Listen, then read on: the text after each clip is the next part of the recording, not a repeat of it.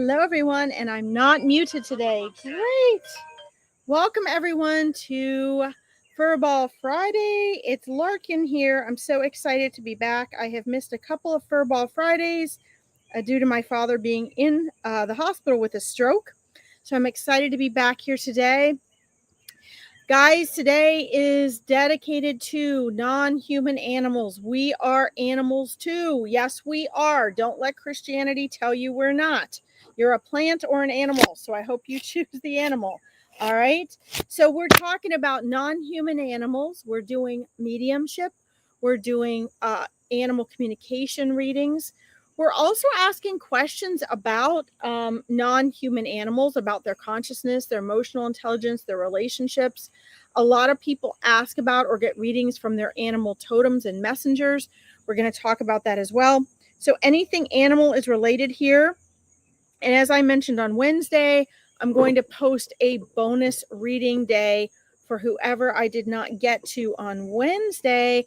Because I had so many people waiting to hear to get readings on Wednesday. So that will probably be on Sunday. I'm on late again today because they moved my dad all of a sudden in the hospital. They moved him to a different floor and a different room. So we had a few hours on the phone with the hospital. So anyway, here I am though. And divine timing is something I trust greatly. And that being said, guys, Spirit knows who is here.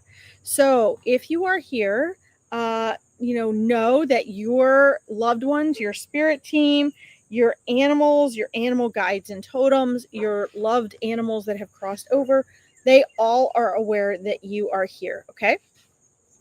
Also, before we get started, and I hope you guys are doing this too, lighting your incense or your candles, having your drinks, so that you can relax, leaving your burdens at the door so that you're open to receive. This is something I'm trying to get you all in the habit of, so that even when you're not getting a reading, if you're praying or you're meditating or you want to connect with spirit, you learn how to relax, set the ambiance, and change your mindset to receive. Because in order to receive messages from spirit and hear your intuition, you've got to be open to receiving. Okay.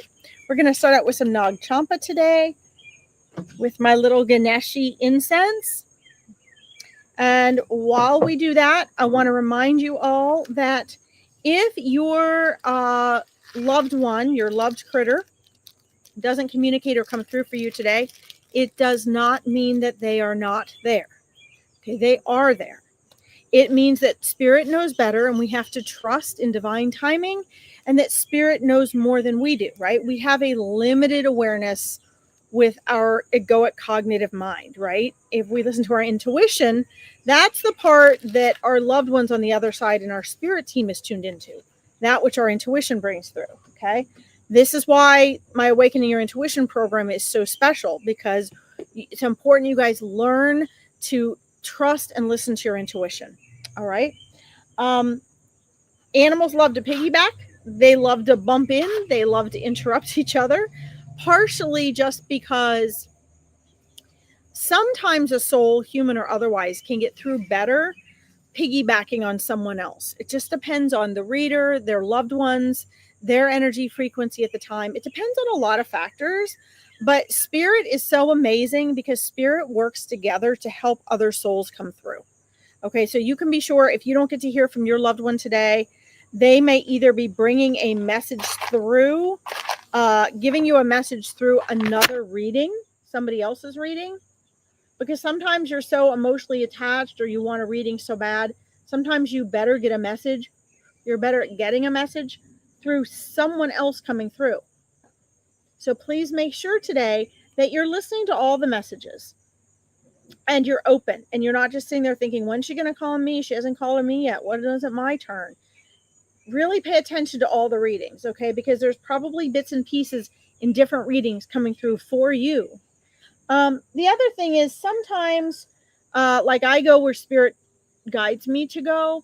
And oftentimes what happens is a certain soul needs to come through to clear a path or get the vibration just right for another soul. Okay. And that really is a big part of what determines the order of what we readers choose. Okay. or at least what I choose. All right, let's say hi to everybody here before we get going. Let's see. And guys, I want to also remind you all that if you join my school, you will see my calendar of events. It's also posted in my Larkin Psychic Medium page. But if you go to my school account, if you're ever wondering what is when, no matter what the events are, here, I'll just post it up here for you guys. You guys can, I'll just copy this. If you just go to this link, it's an absolutely free membership. But I have all my calendar of events on there, including Meet Your Spirit Guides, which is tomorrow. I still have 2 spaces if anybody wants to join, because I haven't been marketing it and I moved it around. So if you want to join, let's see here. But if you join my school, it's free. You'll see all my calendar events. Okay, whether it be the women's events about dating and relationships, or the psychic events, or the mindset and manifesting stuff. It's all on school, okay? All right. Maria Scorpio, welcome. Hi, Kaweezy.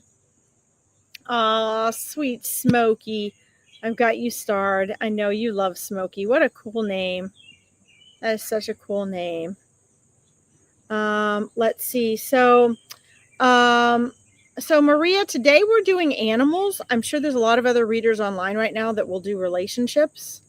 I will tell you, as a women's relationship coach, if you are trying to figure out what a man you like or is interested in or dated is doing, you are heading down the wrong path, because you are giving your energy away to a man who is not giving you his attention. And if a man is interested in you, believe me, he will give you his attention. And if he is not, and you think he's dating a friend of yours or seeing a friend of yours, you are heading down a downward spiral of misery. I can tell you this from 20 years of coaching women in dating and from doing that myself. You're welcome to go find another reader that can answer that question, because I'm doing animals today. But as a women's relationship coach, I can tell you, you should just ignore him. Like, ignore him. He doesn't exist. You're unbothered by him. You should not care what he does. If he is not in your face, buying you gifts, taking you to dinner, showering you with affection, calling you, texting you, wanting your attention, spoiling you, he's not worth it. Don't give him a second of your power, not 1 second. All right. Sorry, but that's worth saying. All right. Let's see. Katrina, Nikki. Oh my God. Yes, that was your dog, Nikki. Hold on. I got you started too, girl. Guys, if you want non-animal readings, join my school or look at my psychic medium page. I'm going to do an extra bonus one on Sunday, and then Monday and Wednesday, or for everything, animals and non-animals. But Fridays are just for animals. Okay. You miss your boo. Oh, Nikki. All right. Let's see. You choose someone moving forward. Well, Cindy, what I do is, that's a good question. It depends. I love to do reverse readings. So a lot of times there's always souls following me around. So a lot of times there's just so many, and there's so many that are strong. I'll just do reverse readings. Sometimes I mix them with regular readings. That's when it comes from the spirit side instead of you guys initiating it. Typically what you see is you guys coming and asking, and spirit is trying to help me speed up. On private readings, I charge a lot more. It's really in depth. It's private. It's personal, right? On these free online readings, I'm supposed to be helping as many people as possible get validation and peace for their loved ones on the other side, and to connect. So spirit has been trying to get me to speed that up, and I have been failing miserably. So they're trying to get me to ask you guys to be more specific. Just say, give me a name or who it is you want to talk to, just because that vibration links them to me, right? It makes the pathway of communication faster, so I can help more people. So it goes both ways. I think that's a great question. Hi, Jenny Berlin. Thank you for saying hi. I hope you're still there. Tracy Mitchell, welcome. Katrina, I love all the kitty cats. Takes a while to punch those emojis in, doesn't it? Let's see here. See if there's anybody else, and then we'll get started on our readings. Nikki, Katrina, Sherry, hello from Canada. Thank you for letting me know where you're coming from, and you shared. Thank you so much. That helps people find, when you guys share or you like, it helps people find Veronica's page with all her amazing readers, and it helps people find my page as well. Okay. Let's see here. I want to do this, and then we'll get on to our readings. Kawizi. Yes, of course, your dad keeps sending you feathers. Now, I don't like to do, like, I'm real careful, guys, about this whole feather butterfly thing, because I like to do, validation in my readings. I like evidential mediumship. And I feel like there's so many butterflies and dragonflies and birds and feathers that, it's got to be something more specific in order to be validating. But you are asking, and that is one of the ways your dad does come through to you. Yes. And I'm seeing he's going to continue to come through to you that way. Okay. Benji, boo. Oh my God, what a cute name. Okay, we'll get to that. Let's see. Let me quick read this here, because guys, on Wednesday I read for Kawizi and I read for his neighbor who passed away, and so I'm posting this up here just to see his feedback. I love it when you guys give me feedback. I found a feather in my neighbor's yard. After that reading, I knew that's what you were going to say.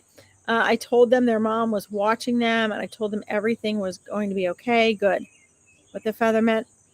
Good. And show them the live. Show them the live, or share them the information from Wednesday. That should be very comforting to them, okay? She's going to help them through this stuff. Tariq, what a cool name. Let's see here. Oh, we got a little troll. Oh, Brendan Schilling, I feel so sorry for you, sweetheart. Brendan, Jesus did this kind of work. Jesus was the ultimate manifester. He was the ultimate psychic, and he was the ultimate reader. Did you know that? You probably didn't know that. And that's why he was trying to teach all of us to do that as well. But anyway, thank you for tuning in, buddy. Jesus is with you, my friend. Have a good night. All right, so we got him. Oh, I didn't block him, though, did I? Well, we'll block him next time he pops up. I'm sure he'll pop back up. Let's see. Oh, Katrina, you and the pets. Allison G's, hello. From New Zealand, Kels, love it. Let's see. Rivers, your dog, Sherry. Okay, I got you starred. Angie and Brody. Oh, I had a Brody with an ex I was with. He was a little Jack Russell. Let's see. I know doggies are the best, aren't they, guys? Doggies are just the freaking best. Let's see. Yes, Sherry, your mom is watching over your animals. Lorraine, I see you, girl. Hey, baby. Orion. Oh, what a cool name. Sorry, guys. I'm starring all these so that then I can scroll back up where Spirit guides me. So just give me a minute to star everybody so I don't miss you guys, okay? England, Birmingham, Nikki, hello. Marid, welcome. I think I'm saying that wrong. I bet you're Irish. I'm part Irish, I should know. Hello, Carla. Let's see. Feathers and butterflies, etc., are spirit when they're in a place not normally made for them. Yes, Cindy, exactly. It makes them unique and special. And that's when they can become good evidence for you, right? Either that or something really personal, like you just have that deep knowing. You walk out and there it is, right? Thanks for your messages, Lorraine. That's so sweet. Okay. Just making sure I got everybody. I do tarot, VJ. I don't have my animal reading cards with me out here today, though. But yes, I do tarot and a lot of animal cards. 3 times German Shepherd. I grew up with 3 German Shepherds, Katrina. Let's see. I got you started. Okay, sorry. I'm almost done, guys. To make sure I got everybody here. Lucinda, hello. Natalie Clark.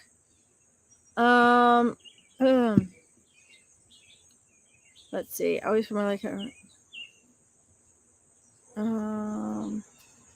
yes, Natalie. Yes, she is around. If you come back and you join our mindset and our Awakening Your Intuition Mastermind, Natalie, we learn how to connect and communicate with them every week. We work on that. We work on those things. So that is very, very cool. So you can see on my live Almost Wins TV, my name is Larkin, Larkin. Okay. Yes. Blue Jay feathers for sure, Kawizi, for sure.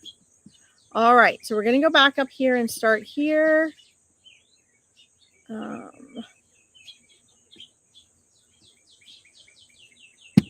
just going to work my way down here based on what Spirit shared with me. So Kawizi, Smokey is so cool. Like I remember reading for Smokey before. Smokey is so cool. And you know, with the ability to walk between worlds, is also, you know, these non-human animals, guys, are so often an extension of our soul, right? They come with us to help support our soul's journey. And so they stay with us throughout our whole lives, even if they don't come back to us, right? Even on the other side, they help carry and stabilize our energy here in this physical world. And Smokey is one of those for you. So, you know, going to be staying very, very close by your side, and a big support actually, Kawizi, for your awakening your intuition journey. Okay, which is really exciting. All right. So glad you're here, Kawizi. Look forward to seeing you tomorrow for Meet Your Spirit Guides. Okay. Let's see here. When I lost my dog, I felt him on the bed with me lots. Yes, absolutely. Let me see, Nikki. I think you have another. You said boo, but you had another. Let me scroll down here to where have you starred, Nikki. Yeah, Benji Boo. That's right.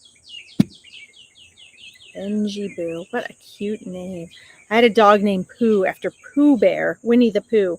He was the same color as Winnie the Pooh, and he just wandered around and was just loving life. So that was his name.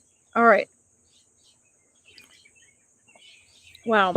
Oh, this is definitely a soul dog for you, Nikki. And yes, he was very much on your bed, and in your presence. Very, very much so. And is still in your energy presence. I'm excited that you were able to feel that. I think that's really cool. So you have, you know, we all have the access to all of our clairs, actually, but we all have one or two clairs that are the strongest for us. And those individual clairs, which I teach my Awakening Your Intuition clients, become a gateway to your other clairs. And definitely your strongest, if not one of your strongest, but your strongest one, is the clairsentience, and that's your ability to feel. And pets are amazing at that. Benji is amazing at that. It's a great way for them to get your attention. You can feel often the weight of them on your couch, on your bed, up against you, rubbing against your leg, sitting and standing on your foot. And, you know, he is definitely a soul dog of yours. So he is trying to make sure, just, you know, the most important thing is just that, you know, he's there and loves you. He's there and loves you. That's the message. Okay. They're not, most messages, guys, even from our human loved ones, are not as complicated as we think. We want to know, should we take cousin so-and-so to court for whatever? Should we, you know, I don't know, switch the collar on our dog? Should we, all these other things? But the bottom line is that most of the time, their first and most important task and preference is that, you know, they're okay and that they're there and that they love you. And they want you to learn to connect from your side, because that helps expand and broaden your horizons. Okay. Because in non-physical, they have all these other abilities. They have all these other things they can do and see. Okay. And so it's just, I keep just getting love, heart, like, I'm present. I'm unconditionally there for you. That is Benji's message to you. And you can feel that. And the more you sense and acknowledge that, the stronger and more obvious those connections are going to be. Okay, the stronger you're going to be able to connect with that. Now, I will say, hi, Fiona, South Australia. Awesome. Let's see. It is him. It is him. Absolutely, it's him. Let's see here. Bye, Cindy. You have a good night too, honey. All right. Let's see. He always lay on the back of my legs because I have bad knees. Little girl now is Winnie. Yes. So, there's two things that I'm wanting to share there with you. Number one, the laying behind your knees. There were a couple things there. Yes, that was an intuitive thing, a healing thing, but it was also a protective thing. If you notice, most of your dogs, some of them, this may not be true. I know there are a lot of dogs that lay with their head on their pillow and you can tuck them in and cuddle them right next to you. But most dogs, if they don't start out near the halfway on the bed or down, they will migrate down. This is a protection thing. This is a pack animal thing. You are a part of their herd. You're the herd. Thinking my horses. You're a part of their pack, right? So you will notice, even if they start up by you to appease you, they usually work their way down and they like to be kind of at your butt or below. This is a protection, a guard thing. And especially if you have a part of your body where if you have bad knees or bad hips or bad feet or something like that, they will often lay up against where that is to be protective of that for you, because that's what they do with their own kind, their own pack. In the wild, that's still in there. Okay. And oftentimes, it depends on how they feel. If they want to guard you and keep a lookout, and you're sleeping, they will usually lay with their back against you. So their head and face is out and they can see other things. And I see that there was definitely a sense of, guardianship and protection there. Benji really saw you guys as partners. You are energy partners. Okay. And your sweet Winnie, she has a lot of similar traits and wants those same things, but she also is a very different, unique energy, a very different, unique soul about her. And there's a just this I don't know, just this cute, adorable, soft, cuddly lovingness, little feisty, cute independence about Winnie that she has. And I can see by looking at you and the person you were with Benji and the person you are now, Nikki, there is a shift. Like, there's a shift in who you've grown to become. And the canine companion that you have now matches that shift perfectly. Because dogs tend to balance out what we need. So you are definitely in good hands. Their souls know one another, and they are there to support you. So much so, Nikki. So thank you for letting me read for you. I do want to say real quickly, Nikki, let's see. Protective. Yeah. Hi, Kelly. Welcome. All right, Kelly, I got you started. Let's see here. She's very like him. Yeah. So they're kindred souls, but they do have unique personalities as well. There definitely is a difference in their vibrational frequency. So it's not the same dog. She's definitely got her own unique soul. They do have a lot of similarities, but they also have enough differences and shifts in their vibrational energy that they each matched you perfectly for where you are. They do know one another. You have quite a few animals in your animal souls in your spirit community, Nikki. And I love that. I love you have this big, warm, embracing auric energy for the animal energies. And that's really powerful. Okay. Let's see. I also want to share with you before I move on to the next person, Nikki, which is really cool. You have, I'm being shown by your spirit guides to please share with you, 2 of your animal guides, 2 of your spirit animals as well. So one is the fox. Okay. canine, but individual, private, smart, intelligent, family oriented when it comes to family, but not big pack oriented. The community will help kind of raise each other's babies, but it's not like wolves and coyotes. They're more solitary. And foxes are just amazing. They're gentle, they're playful, they're fun, they're observant. And you can look it up. Get the Animal Speak book from Ted Andrews, or Animal Wise, but Animal Speak is the first one I recognize that I recommend. And then you look that up and it'll give you more details on the fox. The other one I see right now coming into play for you is the eagle.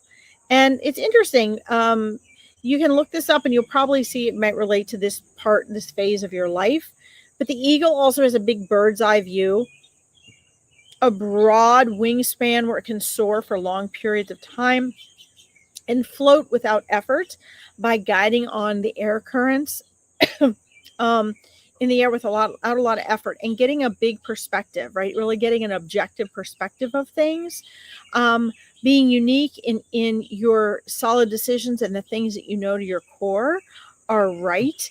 And having that sort of bird's eye view, the ability to really detach and see what's going on, and the ability to have guardianship, which obviously you do with your non-human animals. So anyway, they wanted me to share that with you today as well. I would look those up, Nikki. I think that's pretty cool. I love sharing people's animal totems with them. Okay, let's see here. All right. Thank you for letting me read for you, Nikki. Let's see. Nikki, you love foxes. Oh, you feed them all the time? No way. Well, there you go. Not always. Sometimes we have animal spirit guides and totems that are not from our part of the world. It does not mean that you cannot run into their energies in other ways. So if you see them a lot, or you think about them, or you really like them, or sometimes you really don't. Sometimes people have like spiders or scorpions as one of their spirit animals, and they're like, ugh. But the truth is they all have positive, powerful strengths and messages for you, okay? So I'm glad that resonates with you. Yes, lots of animals. You're so welcome. So Kelly, if you could be specific, I'd love to read for you, honey. I'll star you. We're doing non-human animals today. And then if you have a reading that you need done from with like animals or not, like humans or non-human animals, regardless, I'm going to get on and do a bonus reading on Sunday to catch up with people I didn't get to on Wednesday. Okay. Let's see here. Same for you, Alice Creation. If you want to join us on Sunday, I'm going to do bonus readings since I've missed a couple reading times. Here's my school. If you guys join my school for absolute free, you can see my calendar, and when all my readings are, I'll post tonight my Sunday bonus readings. Okay. All right. Let's see. Yeah, what's your ex thinking about? You probably should go to somebody else for that, to be honest. I'm a women's coach, and I don't, that's a waste of your time. Don't ever wonder what your ex is thinking about. That just means he has your attention, and it means you're chasing him, and it means you're not close to finding the right man and the right relationship. So if you are asking what your ex is thinking about, you need to do a complete turnaround. I would either find a women's coach to help you with that. You can join one of my events on school. You'll see I have events coming up, and a weekly event where we talk about this stuff. But women, do not waste your time wondering what a guy is thinking. It just doesn't matter. It is such a waste of your time. It gives him the benefit of you chasing him without you getting anything out of it. Guarantee you it's a disadvantage for you. Okay. All right. So you can join my school and find out when that schedule is. All right, so let's, Kelly, I can't wait to read for your rabbit. I'm going to scroll up here. You watch him over the bungalow. Oh, that's so cool. That is so cool. Hi, Layla. Welcome. All right, I'm going to scroll up to the next one. Spirit guide's like, come on, Lark. Let's see here. Okay. All right, Natalie, I see you. I don't know if you're still on here. Let me do Katrina, are you still here? You and your German Shepherds? 3 times German Shepherds. Wow. Are you still here, Katrina? Let me know. You are. Oh my gosh. So Katrina, this just touches my heart because I grew up with 3 German Shepherds, and you know, guys, I can't say I have a favorite dog. Like, honestly, there's so many amazing dogs. They're each unique individual souls, right? But I grew up with Shepherds, and I must say, Malinois, so many different types of similar dogs. There is nothing like the loyalty of a German Shepherd. And I get chills when I say that. There is nothing.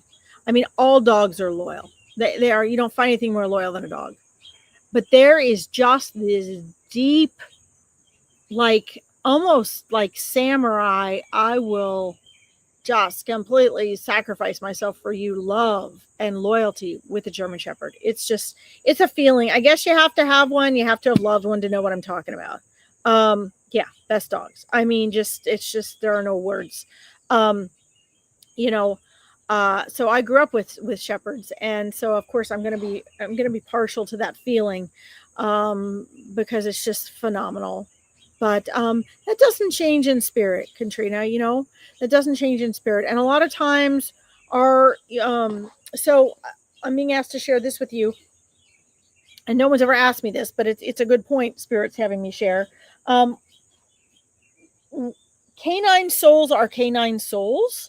So they're part of the canine collective, just like we're part of the, human collective, and we're individual souls. It's the same for dogs. They really do have a strong pack, energy about them. And, but the type of dog necessarily, they can be different types of dogs. Okay. So, your shepherds chose to come to you as shepherds to match that loyalty, partnership, and that calm balance of energy, strength, and protection that they wanted to represent with you in this world, which I think is really cool. Because each type of dog, guys, hi, Andrea, each type of dog, sorry,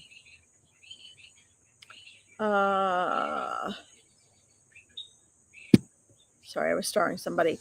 Each type of dog does have their own, personality, but the soul can embody any of those types of dogs that they come in. Okay. But they chose to come to you for shepherds. You needed that energy. And I see that energy like in your auric field and surrounding you. And it's interesting. Oh, wow. Ooh, this is new. I haven't seen this before, but why not? This makes total sense. They're showing me something really cool that I've never actually thought of before. I always talk to my awakening your intuition clients about like your counsels, your spirit counsels, that give you guidance. And if you're here on a mission, like, you can call on them and do just phenomenal things. And we talk about that a lot, but I've never seen like what they're showing me. And this makes sense. Like, this makes total sense. And it should make sense to me because, I'm an animal guardian. I have counsels of animals, but I've never thought of it this way to share in a reading, which is what they're having me show you.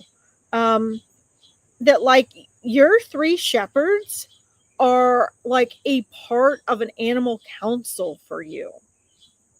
That's amazing. So our animals dogs ground us. And if you're a more serious working dog, there's more grounding. So the German Shepherds grounded you. And, but they are part of a spiritual council for you, both human and non-human energy souls. So that's pretty cool. They wanted me to share that with you today. Okay. Let's see here. Keep sharing that. Keep talking to them. Katrina. Yeah, isn't that cool, Katrina? I didn't know that. So what they showed me like the 3 of them sitting like one in front of you, one on this side, all kind of looking at you, kind of in this front half circle of your body, looking at you, like waiting, like, we're partners, like we're still here. We're not going anywhere. And then I saw them just like they, were here on the other side. And then all of a sudden that backed up and there was like this whole like circle, like this table, like when I call in my councils and I talk to them, and all these other like spiritual council members walked in and they're part of your council. I know it sounds crazy, but I know that you feel that that resonates with you. So you can feel that. That's your validation. Okay. That's pretty cool. Let's see. Yeah. Yeah. Yeah. Well, when you're talking to Brucey boy, you're also talking to all of them. Like they're all right there. You know, a lot of times we have a spokesperson, so he's being like your spokesperson, but they're all right there. I mean, it's just whoever we're visualizing and able to feel like we connect with best at the time. But basically, they're all there. All right. Let's see. I do want to share this. Layla, thank you for sharing. They are protectors. My mom had one that just recently passed away, but he used to go all the bedrooms, put his nose up on the grandchildren. Yep. To hear them breathe every night before they would relax. Yes. Yes. When I was a baby, one of our shepherds did this, and he was huge. And he would lay under my crib, and my poor mom, like every time I would so much as wiggle, he was, oh my God, he'd go tearing out in the other room and get my mom and make her come in to check on me to make sure I was breathing and I was okay. You know, they always had stairs blocked up. I don't know why. I don't know how I got to the stairs because that's not like my parents. But evidently, somehow, I was running towards the stairs as a toddler. And Avalanche, he was a long-haired shepherd. He saw me. He got up calmly. He went over. My parents tell this story over and over. He laid down right across the top of the stairs. And they said I was screaming and yelling and I was pulling on his fur and I was hitting on him, which is not like me. But I guess I really wanted down those stairs. And he just looked at, like, he just waited till my parents came over. So they're amazing. I know, Katrina, I know, but Katrina, hi, Susan.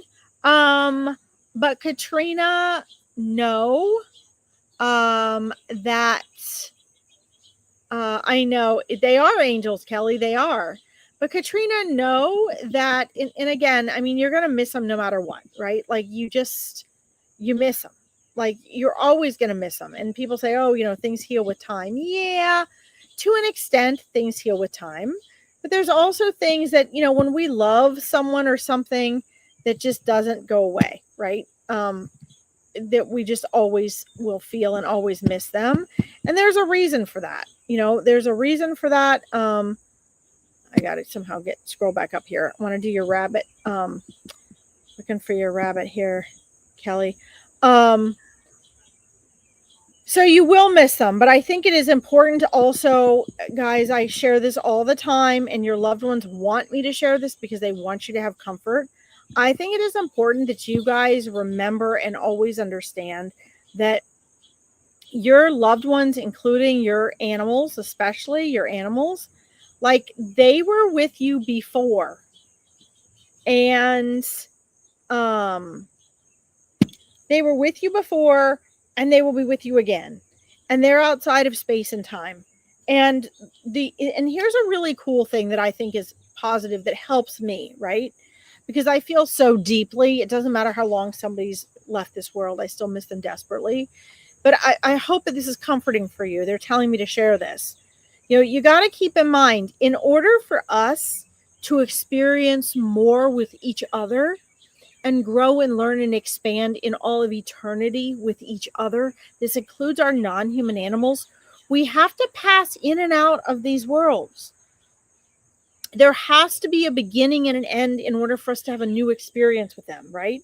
You have had so many life and multi-dimensional experiences with these non-human animals. And that would not be possible if we were not stepping into the realm of time and space to have an experience with them. You are getting to know their souls on new and deeper levels as you incarnate with them each time. And at the bottom of the missing and the pain and the feeling of loss and separation is only love. And so when we return back to non-physical and we have embarked in these experiences with our animals and our loved ones, we're closer. We understand each other better. We're more empowered. And it's a part of our soul's evolution, and we evolve with them. So just keep that in mind. We have amnesia, we have blinders on. So it feels like we're losing these loved ones. It feels like the end of something. But the truth is, guys, I keep reminding people of this because it's so important.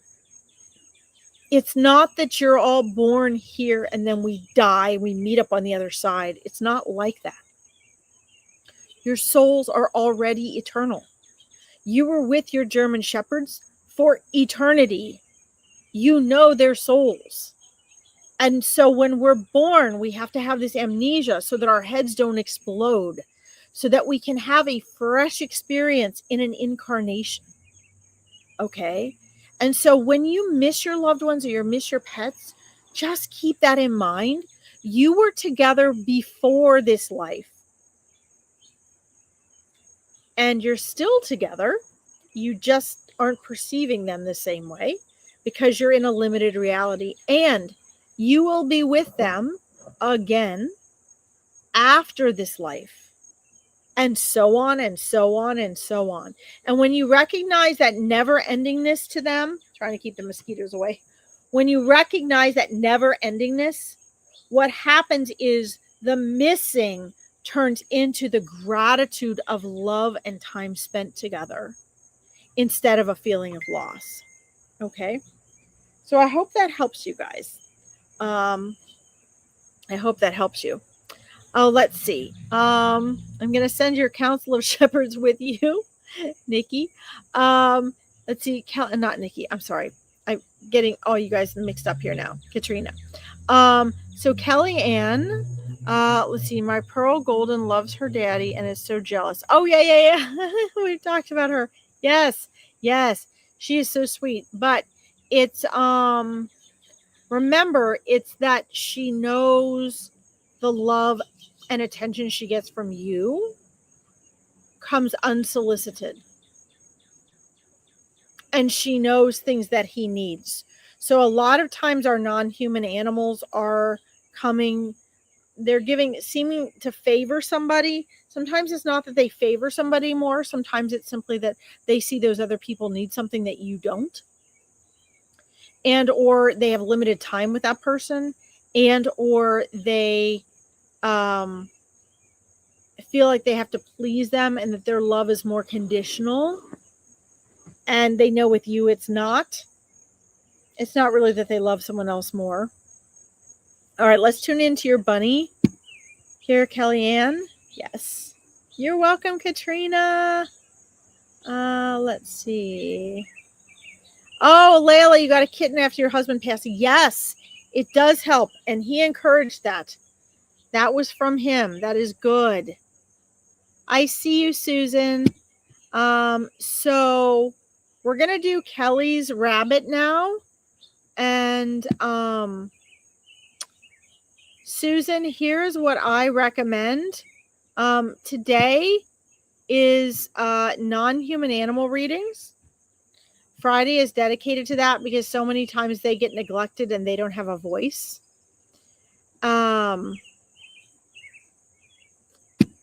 And on Monday and Wednesday at 4 p.m. EDT, I do readings for humans and animals, but Friday is just animals.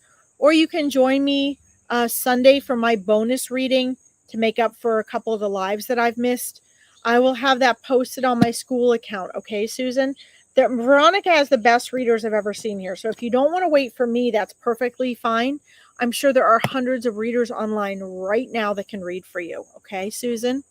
But if you would like to join me for a reading, I'm going to post my school network here. It's absolutely free. I have the calendar of all my events there. And you can find me Sunday, Monday, or Wednesday for that reading, okay, about your mom and your husband. Mwah. They are with you, and you will get a reading at just the perfect time, okay? So have faith in divine timing. All right, so let's talk about your bunny. I love your 100%, Nikki. Okay. You're welcome. You're welcome, Susan. I'm telling you, they know where you are. So you'll get the reading at just the right time. You had a big dog, Bruin, that passed away. Oh, all right. Well, I got you starred there. Let's see here. Let's see, Kelly. Okay. Want to make sure I don't miss anything. Ask him if all his needs are met and if he's happy and anything else he wants to tell me. So, Kelly Ann, I have a suggestion for you. And beings you're in my awakening your intuition mastermind, we talk about this actually in the course as well. But since you're in the mastermind, this is something we can continue to talk about this week on our mastermind live. But you can ask him yourself. Okay. And I want to answer your question, first of all, by sharing that, and I don't mean to correct your question, but humans and non-human animals, we are joy in our essence. Happiness is actually an egoic thing. It's a human thing. Happy and unhappy is a mood that has to do with our mind, our brain. Okay. Joy, peace, fulfillment, love, abundance, those are soul things. So yeah, I would say, yeah, he's happy. Absolutely. He's happy. He's happy and at peace on the other side. This whole peace thing really came from, it's kind of a human religious thing that we've come up with, but peace comes from a quiet mind, right? So we all have this opportunity for peace on the other side because we're not stressed and worried about things. And the same is true for your bunny. Okay. On the other side, there aren't things that cause stress and anxiety because we don't have a mind and a nervous system. And the stress and anxiety all comes from mind and nervous systems. Okay. So absolutely. And I'm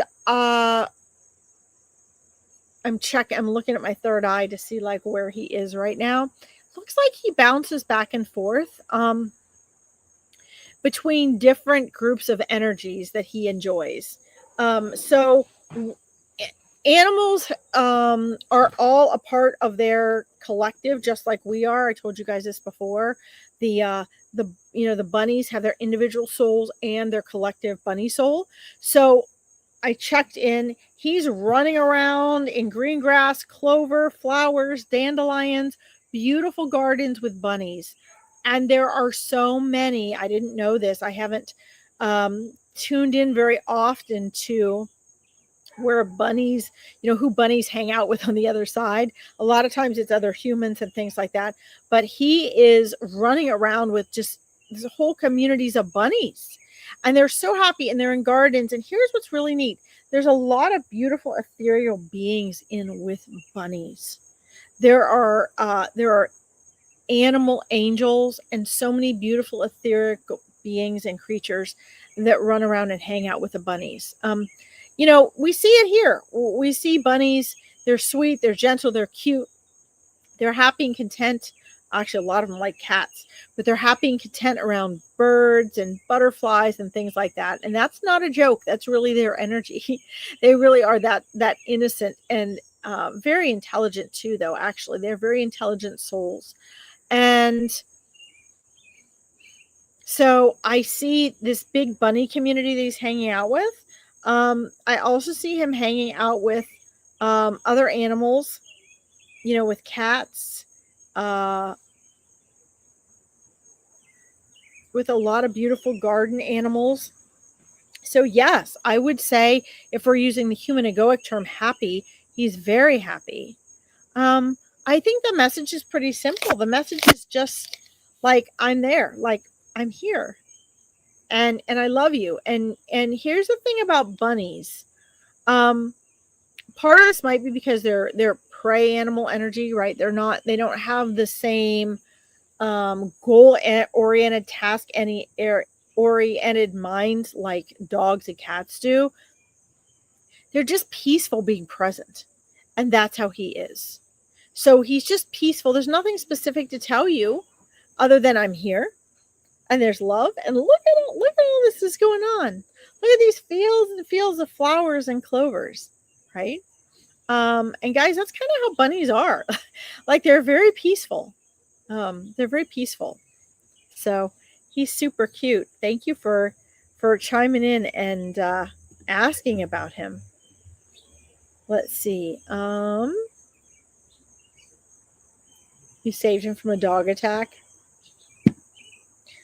Well, you knew I was going to say that, Kelly. Thank you, Elisa G's. Yeah, he got moved down. That's why I was late today. He got moved down to the first floor for a week or two of therapy. So thank you. He's a rescue. Yeah. So when we rescue animals, there's a tremendous amount of gratitude, Kelly. Okay. A tremendous amount of gratitude. And you can feel that, but they know, right? They know. There can also be rewiring and revision done if there are after trauma effects of not wanting to be, let's say, an animal's attacked by a dog. It doesn't necessarily mean they're always going to be afraid of dogs, right? Sometimes they are. Sometimes they can pick up on the other energies that are going on as well. But that gratitude is very there and very strong. And the energy that he protrudes towards you is sort of almost idealistic, like looking up to you like an angel, right? Like, and from the moment you mentioned him up in the comments, the energy was just this, like, here I am smiling, like just very straight, not complicated love and gratitude for you. Okay. So truth be told, guys, animals know when they are rescued. Okay. They know. You're welcome. Okay. I love when people come up with bunnies, like other animals, you know. We get a lot of cats and dogs. We get some horses. But it's so fun when we start to get the guinea pigs and the budgies and the bunnies coming up. All right, let's do a couple more here. You scroll up here.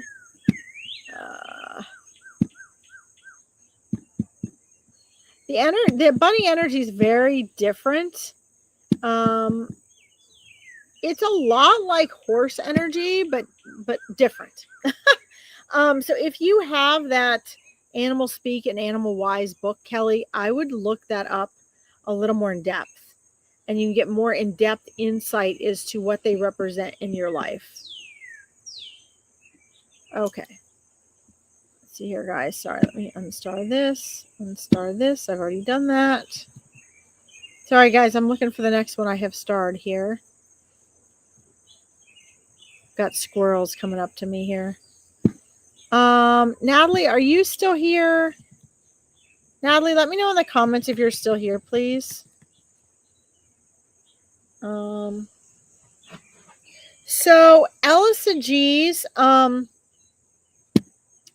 don't know if you're still here either, Natalie and Elisa G's. In the Awakening Your Intuition program, Elisa G's, and in the Mastermind, they're two separate things. You guys can buy like the digital course and get all the course, and then there's a mastermind that goes with it, right? So for $47 a month, you guys can join a mindset and an Awakening Your Intuition mastermind, and we talk about this. We talk how to connect with them. And I think, you know, Elisa G's, from the last time we talked and sort of read for you, the message is pretty much the same. It's the love, the support, the presence, the fact that they're okay. That's the thing they want you to know the most. But there's also this nudging, Elisa G's, and I'm going to share this, even though this sounds like it's not an animal reading type of thing. I'm going to share it because it is from them and what they recognize about you.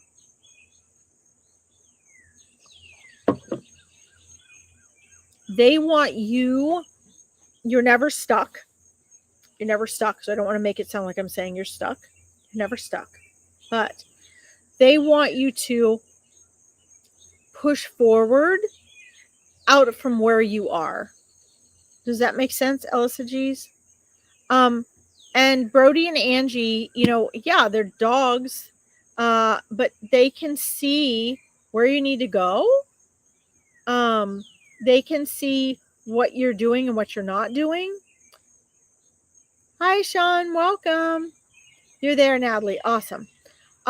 They can see what you need to do, just like your spirit guides can see what you need to do.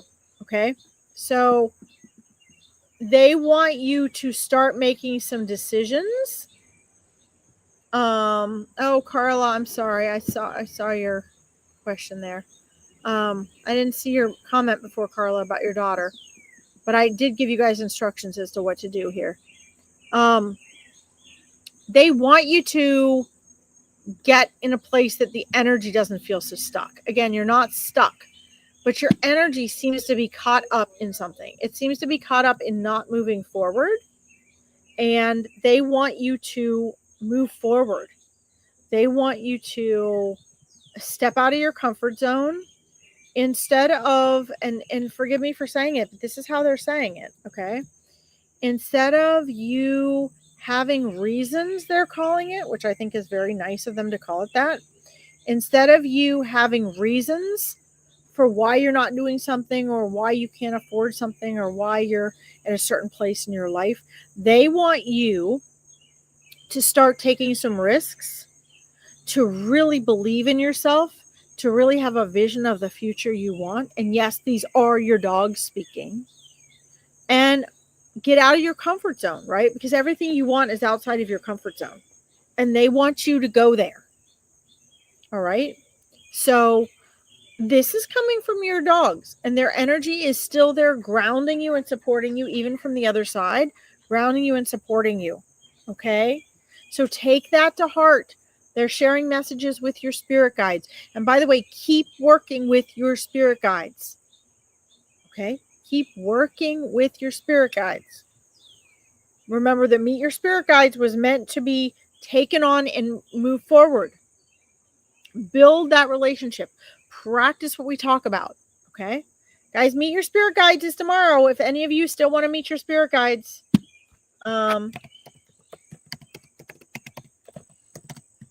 you can message me at larkinsreadings@gmail.com and just type spirit guides. I still have 2 more spots because I haven't been on my live, so nobody knew I was having it. And I'll send you the information tonight, okay? All right, so Alyssa G's, take that to heart from your Angie and Brody. Natalie. Let's see. I always feel my late cat around me at home. Her name was Bugs. I had a Bugs too. Bagheera. He was a big black cat. Oh, he was amazing. Her name was Bugs, and she's a gray mid-length fur. Her presence is so strong at times that I call my tabby by her name. Oh my gosh, I love when that happens. So guys, that's a superimposition. Like, I don't mean that like an imposition, like they're superimposing themselves. And this can happen with both human and non-human animal souls, where the soul trying to come through will often superimpose themselves through another human or animal. If it's a human soul, through a human. If it's an animal soul, through another animal. And will come through in order to get your attention, just to say, hey, I'm present. Hey, I'm there. Okay? So that's very cool. What I really love, Natalie, is that your intuition is strong enough that you recognize that's what you're doing, that that's what's happening. And that is amazing. I'm so impressed with that. Okay? Okay. Thank you, honey. I love you. Bless my husband's heart. He's going to go pick my mother up, his mother-in-law, across town, take her all the way to the hospital with my dad and feed her. My husband's an angel. But anyway, that's a different topic. So yes. And Natalie, I must say, I am so proud of you for your intuitive abilities getting stronger and stronger and stronger.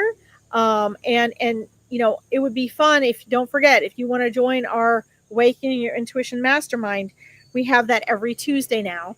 And it is it's super fun. And this is the kind of stuff we talk about. And I am just so proud of you for trusting that. You have so much going on with your cat energy, and it's amazing, Natalie. Mwah. Thank you for tuning in and sharing with us. All right, guys.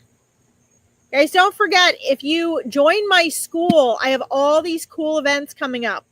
Everything from free to high-end coaching, and you can get my complete calendar of all my events. Let's see here. Hold on. Sorry, guys. I'm trying to get to a starred one up here. Did that one already. Kelly, Garrick, let me know if you're still here, please. Why didn't it? Where is it? Where's Kelly's? Shoot. Kelly, if you're here, could you write again your question about Orion? What the hell happened to it? Oh. Wait a minute here. Shoot. Sorry, guys. I'm trying to get her up here, and it's gone. Oh, no. Kels. Oh, what happened to... Oh, there it is. Kels Garrick. Where did I get Kelly from? That's so weird. Oh. That's because you wrote Kelly in the comments. Okay, sorry. Like, I know I saw Kelly somewhere. Okay. All right. Your baby dog, Orion. So, guys, if you like this, please make sure you like it so more people can find the page and Veronica's page. If you like what I'm doing and you want to either learn more about mindset and manifesting, want to learn how to, need help with relationships and dating. This is part of the manifesting that I do, along with the psychic medium work. All of that, guys, is on my school. So it's absolutely free, but I want you to know that it's a safe community where science and spirituality are not mutually exclusive. And I help you to reclaim your power, transform what you want to transform, and manifest. Okay, so you can feel more confident and you can connect with spirit. All of this is important and it all works together. Anyway, that's what my school's about. If you guys want help with that, it's available to you. Okay. All right. I also have all my reading lives posted on there.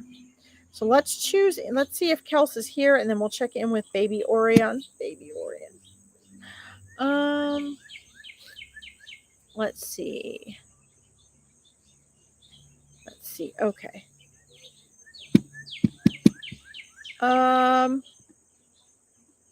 Let me know if you're here, Kels. Just want to make sure you're here before. I always like to make sure people are here. You're welcome, Natalie. Hi, Jackie Mercer. You're welcome, Elisa G's. Yeah, they are right, Elisa G's. I can feel it. Julie Coffee, welcome. All right. Let's see if Kels is here. Okay, if Kels is not here, I just like to make sure, guys, because sometimes people get off and they never come back and watch the video. So I want to make sure I'm reading for people that are here, okay? All right. All right. I'm getting eaten up by mosquitoes. All right, I'm scrolling back up here. Let's see if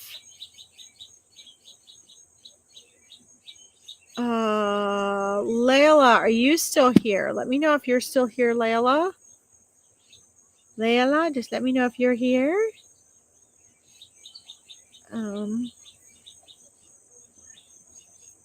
Sometimes people have to get off. I know it's late for some of you guys. Some of you guys are like way off. You're like 5 hours ahead of me, some of you. We have people from all around the world that listen.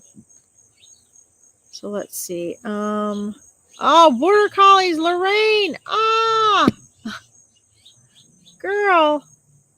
Oh, I'd love to read for them. Oh my God, look at all those cats. Does your Border Collies and cats get along? I'd be interested in knowing that. A lot of them do. Some of them don't. My Border Collie was not good with cats. She would have been a really good professional herder. Okay, let's see. Layla, yay, you're there. Okay, you're next, honey. Let's see. There's one dog. He was a mutt between a mix of a husky and a German shepherd. Aren't they cool? That is such a cool combination. Caught between loyalty and discipline and rules and being a wild anything goes husky who's very meticulous. That's such a fun combination. And a collie. Oh my God. At the collie, and you have that beautiful gentleness with that kind of shy, clever ability to manipulate what needs to happen. What a beautiful, oh God, love to see a picture of this dog. Let's see, his name was Bosco. I know I get all into this, guys. I love dogs. Surprised I'm not a dog soul, to be honest. He was the family dog ever since I was young. Really never attached to any other dogs except this dog. Okay. Wondering if you could connect with him. All right. Well, let's connect with Bosco. I immediately get like this wonderful, warm, fuzzy feeling. They did, Lorraine. That's so awesome. That's great. I love when border collies get along with cats. When they do, it is so phenomenal. Let's see, Bosco. Oh God. Let me just wallow in his like light for a minute, will you? Just you guys bring them with you, and I just bask in the presence of these beings, guys. They are beings. They have souls. They are beings. They are magnificent. They are wise. And wow, I love Bosco's energy. Like, I'm just making you all wait while I sit here, like, because what's happening is, you know, I have all my clairs, so I use all my clairs very strongly. And I sort of get like a feeling and a visual for him. And the feeling is just like he's coming through my clairsentience so strong that it's overwhelming. Like, it makes me want to cry in a good way, like in a way that is just the presence of his being is just, it's the energy that makes me want to tear up, right? Because it's just so magnificent. And they all are. But the way he's able to come through for me and kind of literally just bask me in this golden light is just amazing. And not to belittle any other dog or animal that was here, right? They're all magnificent. They're all sacred. They're all special. Different ones are on they all have their own evolutionary path too, though, right? And Bosco, wow, this dog is just an amazing communicator. I think that's why I feel him so intensely, Layla. Like, so much history and wisdom, so much that he's done with his incarnations, so much to share and teach, so much knowingness in observing you and the family. One of the reasons that you felt such an attachment to him is he was really, I mean, not that they don't all, guys. Again, I'm not reducing any of these other animals, but his ability to come through with this is, you know, definitely having an impact on me. And so I'm sharing it because he's really able to communicate this well. Bosco is like a master teacher in the canine world. You know, just like we have with human souls, we have different, not levels, not hierarchies, like any's better or worse than the other, but just levels of evolution and consciousness and awareness. Bosco is like, he's just, I don't want to say an old soul. I'm going to say an old soul because that's what we relate to. But when I say old soul, that's not really true because all souls are the same age, okay? But an old soul in experience, in the lives he's had, in the incarnations that he's had, in the lives that he's experienced, in his relationship in particular with humans, with human souls, with coming and incarnating with humans. And yes, he's one of your soul dogs. He's in your soul community. Usually they are, not always. Usually we come with those in our soul circle. But Bosco came with like this knowing, and he let life play out, and he acted like a dog that he is, and all that, because here in this world, yeah, he's a dog, right? He's incarnating physically as a dog, but there's just he's got all this other stuff going on, and it's just amazing. The number 7 and 8 is very relevant to me. Do you relate to that in regards to rescue to Bosco, the number 7 or 8? Is that relatable to you? If not, it's leading us to something else. Let me know, Layla, in the comments. He's also showing me his fur. He's showing me a piece of metal. It looks like maybe it was a dog tag or something that was on his a collar that he had, something that was given to you from the vet that was in reference to him. No, 7 or 8. Okay. Think about that, because when we might get off of here, 7 or 8 is probably going to be relevant. Somewhere in there, 7 or 8 is relevant, and it may not make sense to you right now. You can message me later when you figure out what it is, but I'm seeing that number, and somehow that is relevant.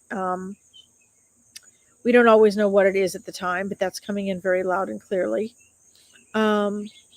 He's showing me a very an acute sensitivity with his ears and his hearing and his magnificent ears. Let's see here. And you know, he's sharing with me like he heard everything, and he could feel everything. And the collie in him would often process without necessarily responding. Just wait and kind of observe first. So there was that gentleness there. Definitely take note of 7 or 8, because there's something very significant there that he's trying to point out and lead me to. So somewhere, this happens a lot in readings, you're here with me now, right? At some point, somewhere, you're going to find there was something significant with 7 or 8. It was either part of an address, it had something to do with a birthday or a passing date, it had to do with a number of something, or a number of years that were relevant for you. Somewhere 7, 8 is going to be relevant. Okay. I will argue with people until the cows come home, because I trust what Spirit says. Okay. So I know that that's somewhere relevant. Let's see. So Bosco is telling me he is a part of your soul family for sure. And he does hang out with the canines. He does hang out with the canine world. He was greeted by canines. But he also hangs out with other non-human animals and human souls in your family. On the other, in non-physical, I'm actually seeing 5 different human type figures. I'm just seeing like silhouettes, like figures that he spends time with. He hangs out with his canines, and then he also spends a lot of time with these energies that are in your sphere, in your circle, Layla. It looks like a couple of them are older energies, like maybe one's kind of off to the side. It looks like she might be like a great aunt or something. I don't know. That's how she appears to me. Just age-wise and energy-wise, she's a little off to the side. And then there's like an older couple. Maybe those are grandparents or great-grandparents, but there's an older energy there. And then there's 2 energies that are a little younger. One is male and one is female. It looks like one is either like a very, very, very close friend or a relative. Maybe an uncle or a cousin, but it's like a male energy, sort of slender. And then there's also a female energy. Little, now guys, age is kind of iffy, because a lot of times a soul could pass and they come back younger than they are. But from what they're showing me, I described the like grandparent type side here, and then on this side I'm seeing the two younger peep energies. The male energy, at least in spirit, how he's coming to me, is a little older than the female energy.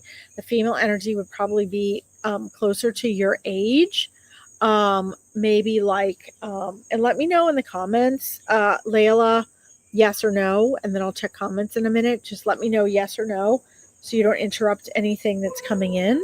But Bosco's sort of making a circle around these energies, and so the female energy is a little closer to your age, and that would either be like a very, very close friend energy, a cousin or a sister energy. She'd be about your closer to your age. And these are 5 of the human soul energies that Bosco's hanging out with, in addition to his canine community. He does pop in and see you, like he's there. When you talk to him, he can hear you. But he's off enjoying himself in the other worlds. And like I said, for a canine, he's a master teacher canine. So he also has purpose and mission in the things that he's doing. All right, I'm going to check over here and see if this makes sense to you. So here, Layla, hold on, scrolling down here. Sorry. Oh, but my sister passed away 3 years ago. Okay. Yes. Well, he is with her then. I would say that energy then that feels so close to you, that I saw as a very, very close friend, cousin or sister energy. That's the closeness I'm feeling. That would be your sister and your dad. Okay. Wow. And so then the older relatives on the other side, just help me validate this because I think this is interesting. The ones on the other side, would those be from your mother's side then? The older aunt type energy? And then the grandparent or great grandparent as a couple energy? Just to verify what's coming in. Would that be from your mom's side? I'm only asking this because they're standing on this side, and if your dad and sister are standing here, there is a little space, a little distance in between them. And a lot of times that is an indicator. A lot of times they do that. So I learned from this by asking yes or no from you here, because a lot of times they do that to indicate to me 2 different sides of the family. Okay. All right. Well, look it up, Layla, and let me know, because a lot of things that come through, guys, are not, people will often say no to a reader, and I never believe that. I don't buy it. Like, I like the whole yes no thing. That's what we need as readers. But like, a lot of times someone will be adamantly like, I don't relate to that, and that doesn't make any sense. And if spirit is saying, yeah, I believe spirit over the person, because spirit knows and we don't. And I definitely don't, right? I can just take you what I'm giving you, and it's different for every soul that comes through. I will tell you a quick story, and then I'm going to move on. Could be your husband. Hold on, I'm checking in here. Wait. Hold on. This helps because let me check in and ask. Okay.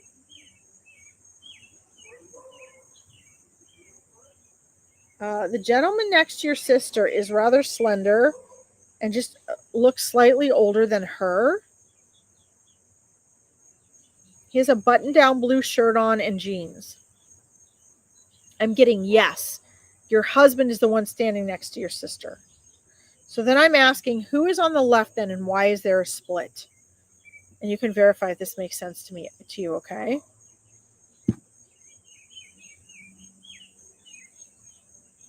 And why is it an older aunt energy and not a dad energy? I see separate there.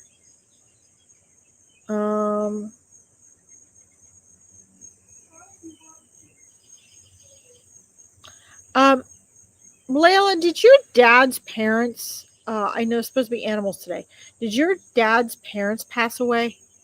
Layla, let me know in the comments, just yes or no. Don't tell me anything about them. Did your dad's parents pass away? Because I think I know what's happening here.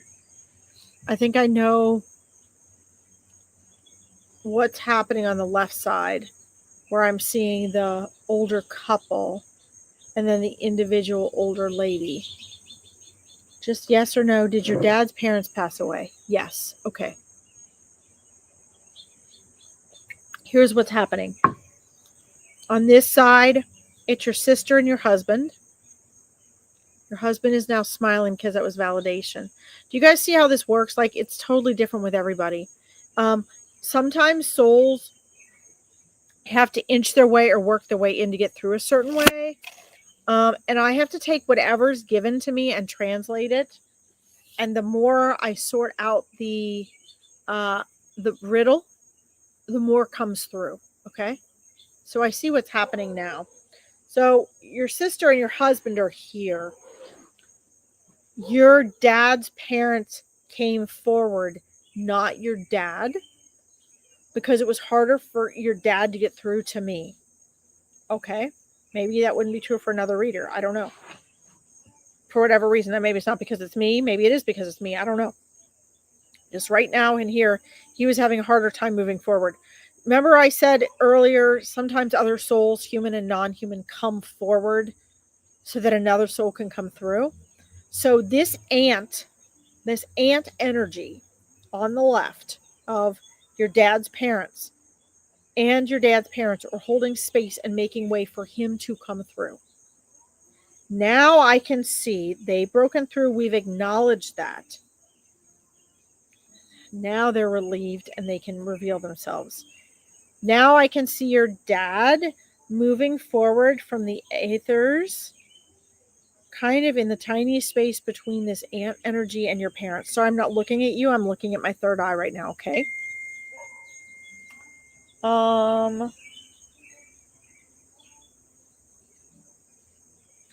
Now he can come through. Wow, I have such chills. So this is supposed to be about animals today, but Layla, we need to do this. There's something about your dad's passing you have not gotten closure on. And that's why he's having trouble coming through. I have told you guys on some of my other lives, and I'm going to tell you here, although I don't like this task, souls seem to come to me when there's some sort of subconscious or emotional block and they want to break through and come through to someone. They'll often come through me because I don't mind. I don't get embarrassed if I sit here and I'm struggling to bring somebody through. I'm just blatant and honest about it. I'm not going to make stuff up. I'm not going to, I'm just going to be blatant about, look, I'm not getting this, or I'm getting that, or we got to work through this. Please be patient with me.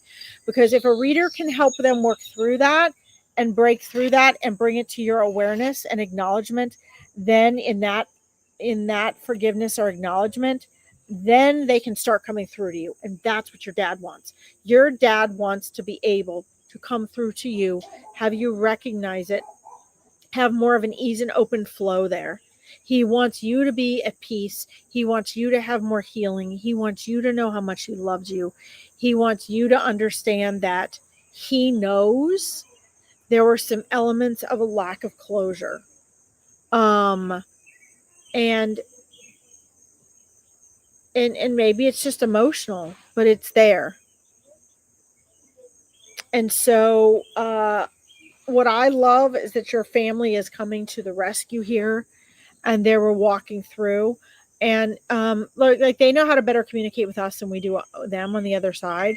But he's been trying to learn how to connect and communicate with you more personally from the other side.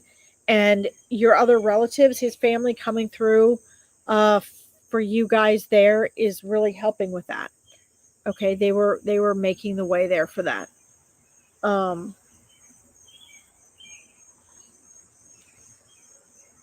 He is really, really, really proud of you. And that's not evidential stuff at all. That's just a message from him, okay?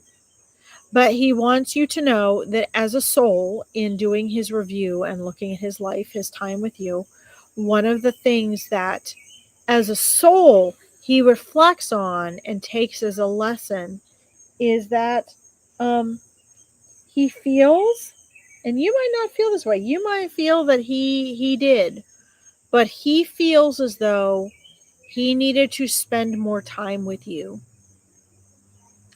He feels as though, as a soul, he looks that there are certain things he should have been there to do with you or been there for you with, that as the child you might not know or even recognize that he feels he was absent for, but he believes that there were things and times that he should have been even more present.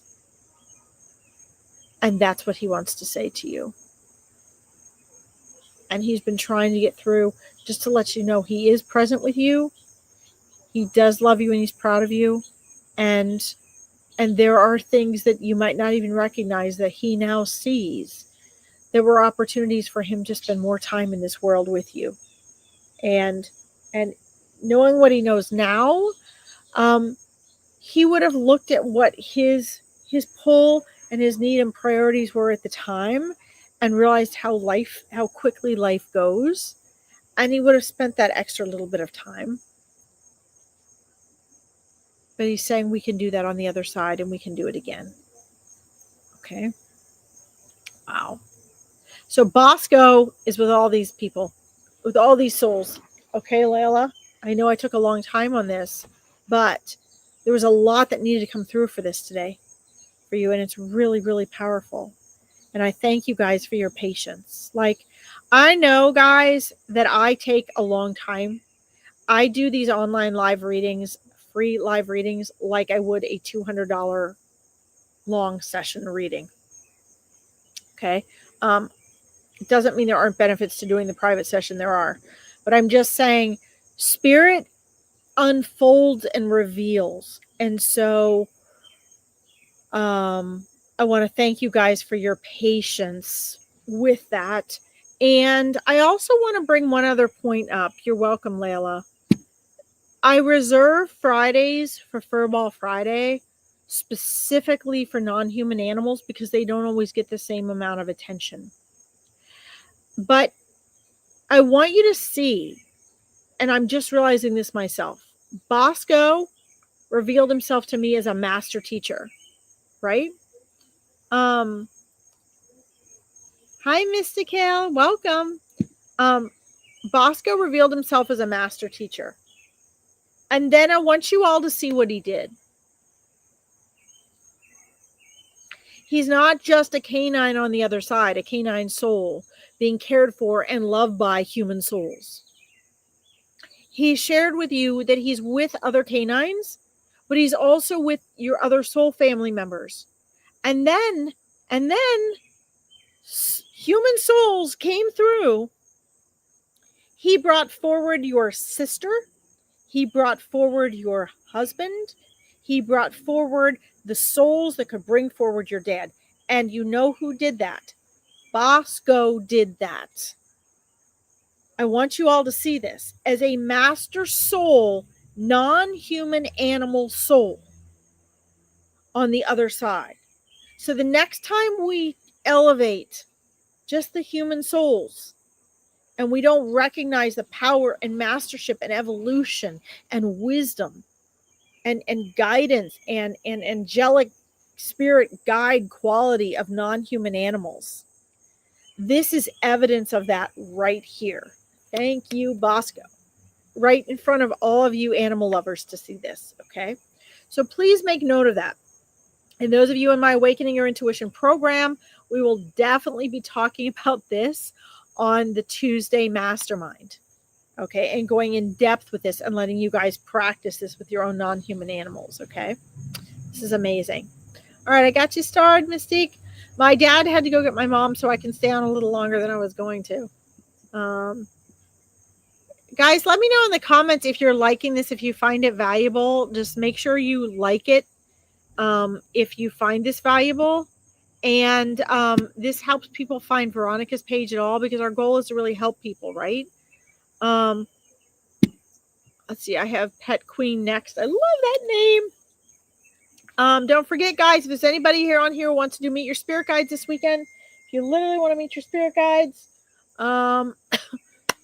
just email me at larkinsreadings@gmail.com with spirit guides, and I can send you the info tonight for tomorrow. Let's see here if she's down here. Definitely. Awesome. Awesome, Lorraine. Awesome. All right. Try one more time and see if Pet Queen is here. If not, I'll message her later in the comments. All right, let's scroll back up here. All right, Lorraine. Let's see if she's here. If not, we'll get to you, Lorraine. Pet Queen is there. Yay. All right. So let me scroll back up here and get you, Pet Queen. The little stars really help me, guys. All right.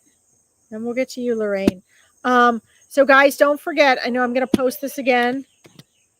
This is the school. If you like this, my school community, science and spirituality are not mutually exclusive. So if you want to learn to reclaim your power, if you want to learn to manifest, if you want to learn to connect with spirit, I'm moving all my guys from every other platform over to this school platform, and it's totally free. You can join us and get my whole schedule on that calendar. Okay. So that's super fun if you want to join us there. But only if you like this. If you don't like this, then please don't join us. All right, let's see here. All righty. Yeah, awesome. Okay. Let's speak to Bella. Sweet Bella. Okay, just yes or no. Have you had multiple dogs? Because often dogs piggyback Pet Queen, and all of a sudden I have I have a black lab here right now. I have a chocolate lab here right now. I have a corgi and a golden retriever here right now. Let's see. I have all these critters popping in right now. Let's see. Yes, but we have multiple dogs. Okay. Gosh. Oh my God. I got all these critters flooding in right now. Okay. So I need to somehow sort out which one is Bella. Let's see. Let's start with size. Pet Queen.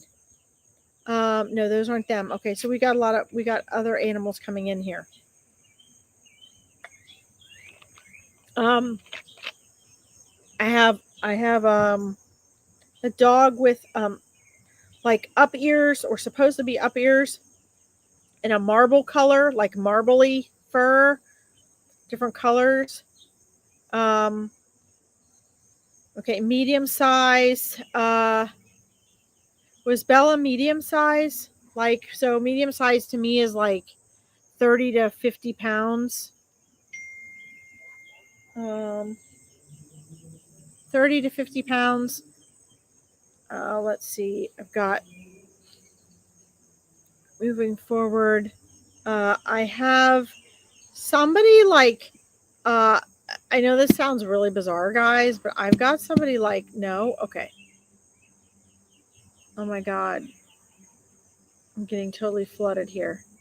I have somebody like, okay, so I'm asking her to come through. Visually, there's so many. I don't know which one she is visually. So I'm asking her to come through and feeling. She's literally like laughing. Like laughing. Like I'm right here. Okay. All right. Hold on. I'm sifting and sorting. All right. So, did Bella, just yes or no? I got to sort these out. Did Bella have down ears? We're going to do one quality at a time here. She's like laughing at me. Did she have down ears, like not up, down ears? And very smooth fur?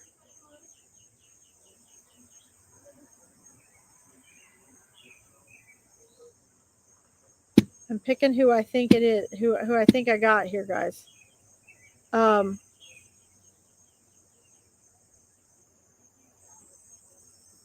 She's laughing. I guess she finds this funny. I find it interesting, but let's see. So I'm getting smooth fur and down ears just because like all of a sudden I'm confused. Like, who is this? And like all of a sudden there was like just this huge energy that like just pulled up in front of everybody else, like right here. And was she a larger dog? Was she a larger dog? Yes or no? Larger dog. I gotta weed out some of these little guys. So I'm letting her show me through feeling and sense, because I'm literally like every time I ask a question there's like a dozen more dogs. Okay. So I'm getting, okay, so the down ears and the smooth fur. Okay, I got that much.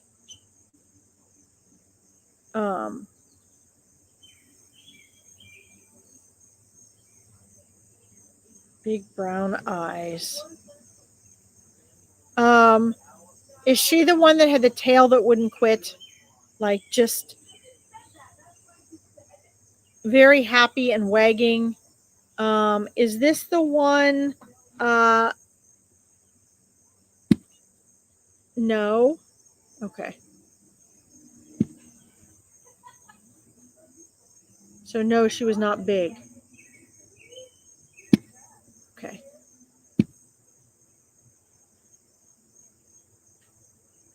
Who is that?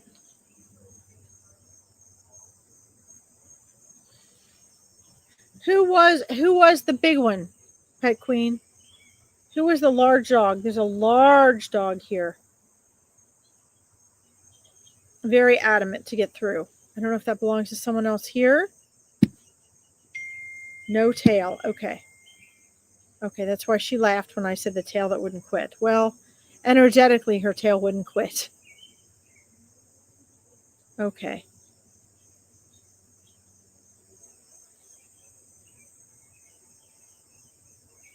Okay, so I can feel her, but I'm obviously not getting a visual.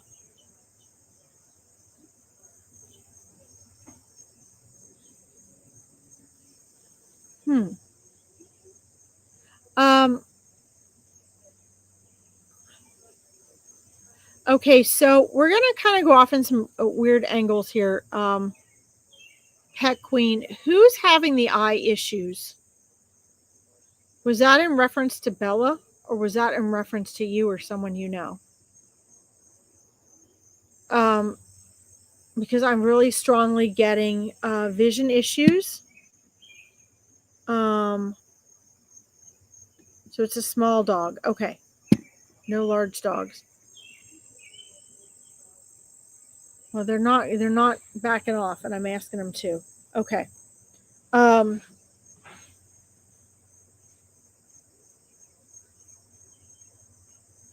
So Bella had multiple colors. Is this correct? She was multicolored. Sorry, I'm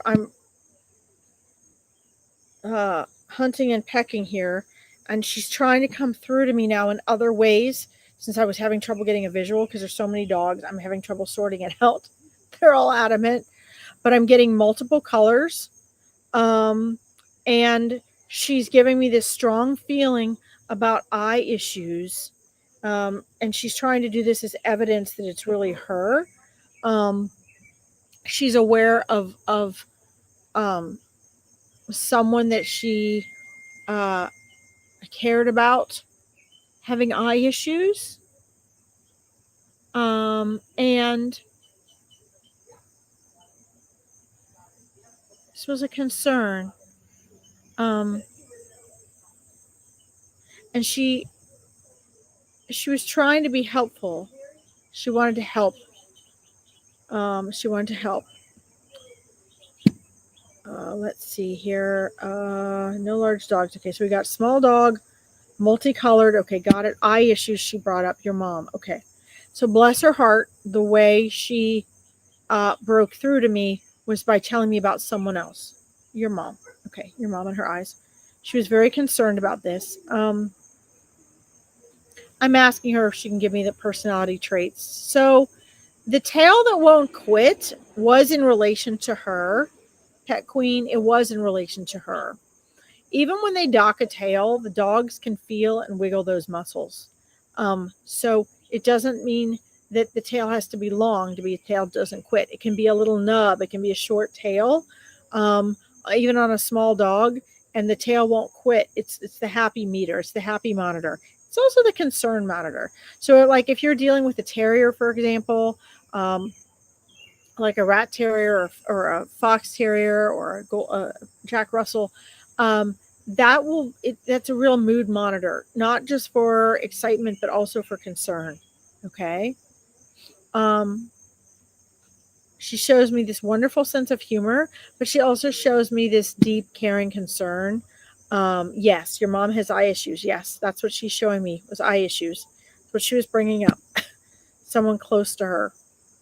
That's why I was wondering if it was you or your mom. So it's your mom. Okay. That was a concern for her. Um,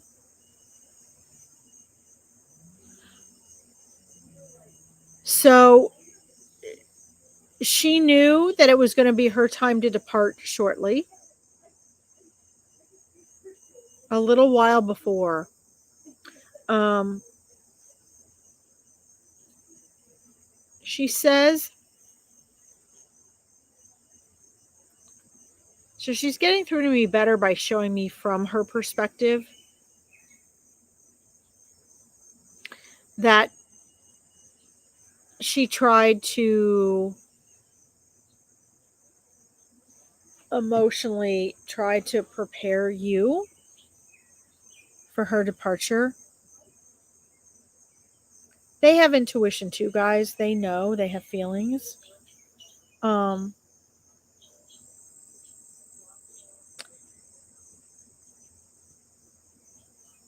she she would try through osmosis, through quiet moments together. Um, she would try through eye communication with you. Um, because she was concerned. There's this feeling that um, in while she was living here in this world, she felt like you needed her, that you guys needed her. And I think in a lot of ways she was right, right?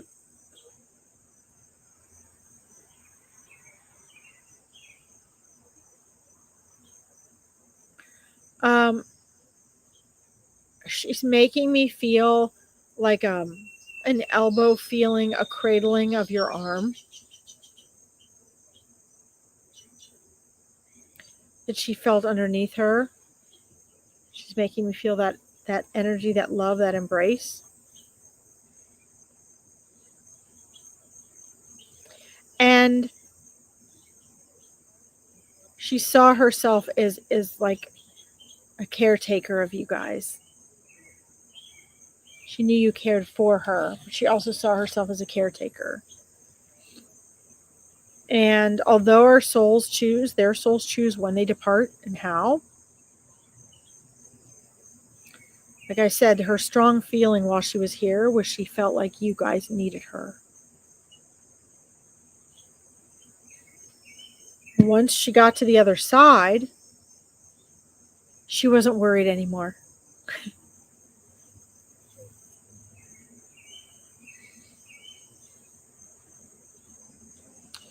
So the message I'm getting from her is, I'm okay, Mom. Once I got to the other side, I stopped worrying about leaving you. Because I knew you were going to be okay. So that instant of her passing, she had that joy and laughter that came through, that she was able to first break through to me so I could connect with her. And it was a relief. Not so much the relief of the passing physically as the relief of the awareness that you guys were going to be okay. That's such a beautiful, big-hearted thing, that her concern was more for you guys, especially you and your mom. She cared for the most. being that caretaker, being there for you, that was her actual biggest concern. That's amazing. And she's showing me that, like, she really, really worried about you guys. She really worried about you. And so that worry's gone now. And she can watch over you with joy. She's showing me. That's what she's saying. That's in her feeling to me. She can now watch over you with joy, right? She knows everything's going to be okay.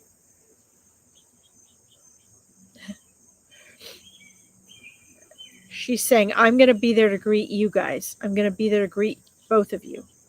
When it's your time and you come home, I'm going to be there to greet you both.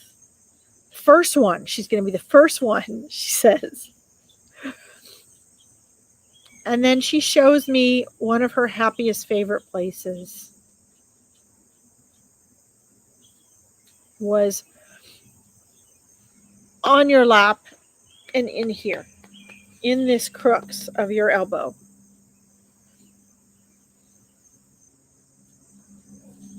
That's where she felt unconditional love, safe and secure and completely accepted. She said, your mom wants her to know she loves her and misses her. Well, tell your mom. She knows, first of all, she knows. Tell your mom that she can tell her on her own. You guys don't need us to tell them. Okay, we work to help you receive messages and understand messages from your loved ones, but they can always receive from you. So she knows. And that's one of the reasons she didn't want to leave you guys. Okay? She didn't want to leave you guys. But she understands now, like, it's okay. She's like, it's okay. I realized it was the right time and it's okay. You guys are going to be okay. That really was her biggest concern. I mean, she just keeps, this was her biggest concern. And for a little feisty personality dog like this, that's so cute because it's not what you would expect, right? The joy knows no bounds. Now she is showing me that she does try to get your guys' attention in like a physical way. She sits with your mom.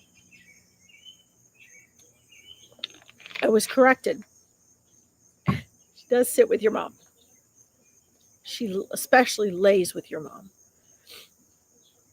She likes to lay on her lap or next to her, up against her leg with her little paws like this, patiently. And she tries to sit and lay up against you so you can feel her. If you feel like a presence, a warmth, a little push or pressure, or this softness, if you feel like you're being watched, like she's laying here and then, which is what she's showing me she does, that is her. Okay? She tries to get your guys' attention that way. When you are thinking about her, she is present. And a lot of times, it's not because you're thinking about her on your own. You're thinking about her because she's present. Okay? Because she's in your auric field. So when your mom's really, really missing her and feeling sad, she's inside of her auric field. All right? She's showing me that it feels lonely there without her. Her little spaces and corners it's very lonely without her. She said she had a big presence in a little body. Okay? She had a big presence in a little body. And know that presence was big. So when I was trying to sort out the dog souls, Pet Queen, and all of a sudden I said she was just like laughing because I couldn't find her. And she like showed up huge, like way oversized, bigger than reality, like never ending story, huge, right here in front of me. That's how big her energy is. Okay. I know, Nikita. Um, I miss them all too. Um, that was her popping up and like, look, my energy is this big. And I knew that at the time. I knew the energy was big, even if the dog wasn't. Like, her soul is huge. She has so much energy. See what else she wants to share here. She also says that she had a really cute bark. And she also tries to get through with clairaudience with you guys. She tries to bark at a pitch that she hopes she'll hear the frequency, just to say she's there. She also wants you to know those first 3 days of her passing, she stayed very, very present in a very low frequency, down to earth way with you to comfort you and be there, because she knows you miss her desperately.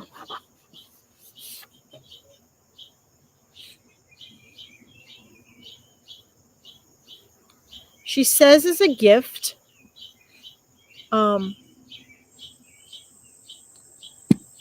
here's a gift she wants to share with you.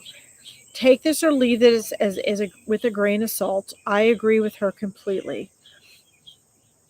But she wants to present this to you as a gift, okay? And I will explain why. She says, when you feel it in your heart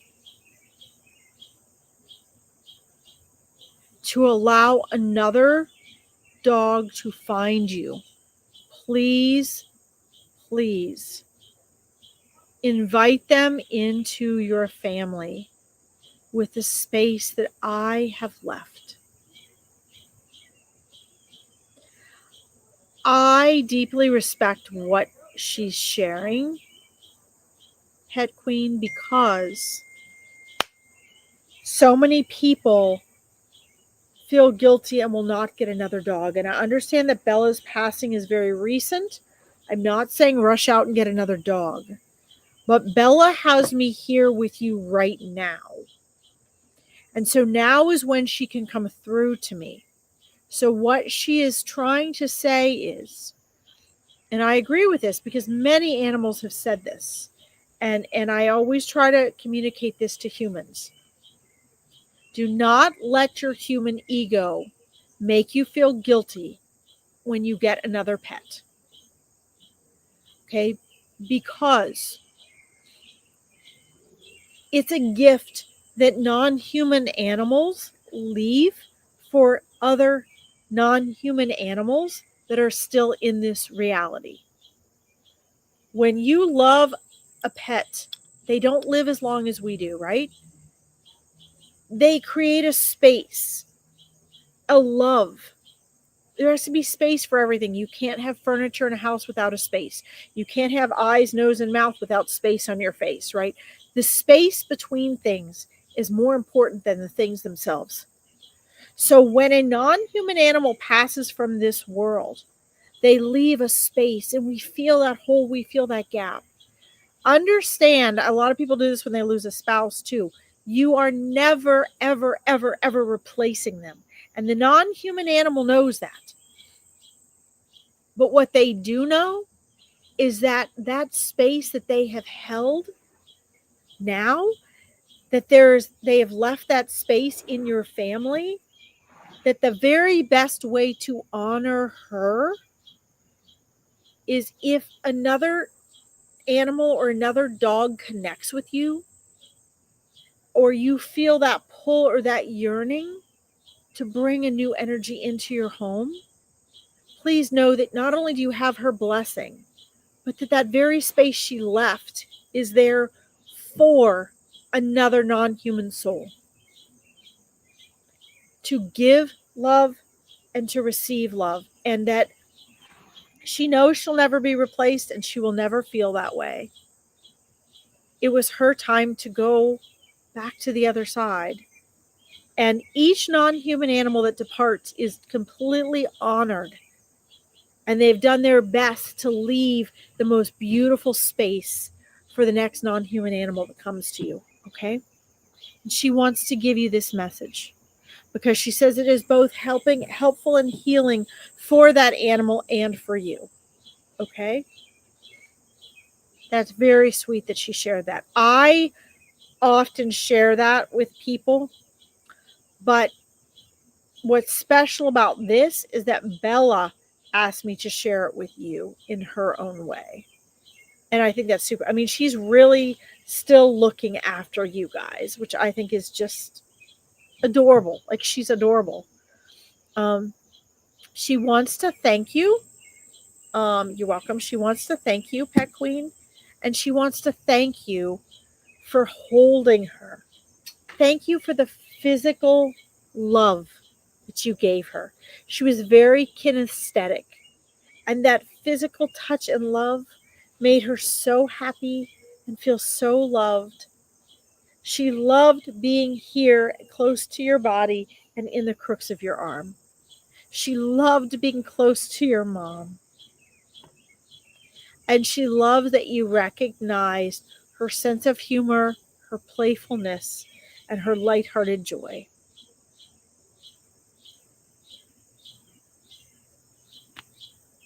So, I'm going to send you off with Bella. I hope you got enough validation and support that she's really there. You'll be able to connect with her more now. She does meet with you guys in the astral plane, but please know she is present in your home and with you. And she will, and I believe her, be there to greet both of you when you both return home to non-physical, okay? I believe her. When she says she'll be the first one there, I believe it, okay? They can run faster than us. All right, thank you for letting me read for you. I'm going to send Bella with you and your mom. Wow, I love that she got through by mentioning your mom's eyes. I have a little Jack Russell, and you should see how my mom has vision problems too. You should see how she is with my mom. Okay, let me do a couple more here. And I'm getting eaten up by mosquitoes. I'm getting eaten alive. Let's see here. They love some people. They don't love others. Mosquitoes will not even land on my mother, but God, they love me. All right, I know, guys. I've taken a while, so. Sherry Daniels, I'm sure you're probably long off of here. It's taken me forever to get to everybody. So Sherry, let me know if you're here, please. You're so welcome, Pet Queen. You're so welcome. Hi, Brianna. Welcome. We're doing non-human animal readings today, Brianna. Waiting to see if Sherry is here still. It's taken so long. She's probably logged off. Let's see here. Give her another minute. All right. See, it's getting dark out here, guys. See who else I've got up here.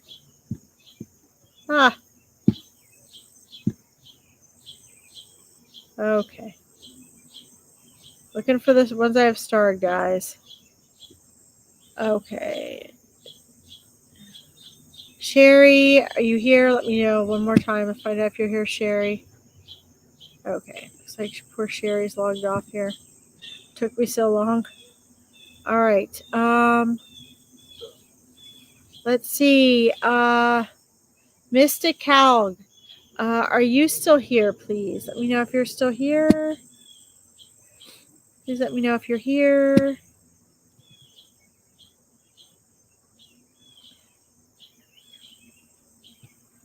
You are wonderful.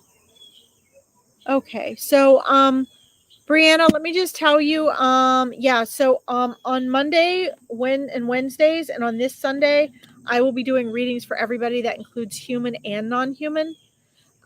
So here's my school link. It's absolutely free. If you guys want to join me on school, I have my complete calendar on there. If you like my psychic medium page down here, you can also find out when my reading lives are. Okay. And then I'd be happy to read for you then. Or Veronica has amazing readers on here. I'm sure there's hundreds of readers on right now all over the internet. So, but if you want to connect with me there, you can link there. Okay. All right. Let's connect with your cat here. Great. Awesome, Brianna. Well, thank you for tuning in. I'm running much later tonight. Just because my dad went to pick up my mom and take her to the hospital with my dad. So I had some extra time to sit here and finish this. You're welcome, Brianna. I love your name, by the way. All right. So let's tune into your cat, Mr. Calg. Let's see here. All right, so let me go over a few critters that are coming in and see if we can narrow down. I like to do evidential stuff, guys. Sometimes it comes quickly, sometimes it does not. Sometimes I get a visual, sometimes it's a feeling, sometimes it's auditory, sometimes it's factual. So we're just gonna share with you what I'm getting, and we're gonna weed out what is your cat and what is not your cat. Let's see, I actually have a gray, short-haired cat that is walking up right now to me. Just yes or no, let me know if that resonates with you. There's a gray, short-haired cat that is coming forward. If it is not for you, if there's someone on here that it is for, please let me know if you guys relate to a gray, short-haired cat. I'm going to have to move this in a few minutes because it's getting dark on me here. I'm really getting the gray, soft gray cat. Very smooth, silky fur. Okay, long haired. Okay, but gray. Okay, good. We got the gray part. That's good. We got the gray. Sometimes, guys, like on Wednesday, I had a reading where two gentlemen a lady asked to hear from merged. Like literally, I was like, it was almost like it was one person and I had to sort it out. So sometimes that happens with animals as well, since a lot of animals tend to show up.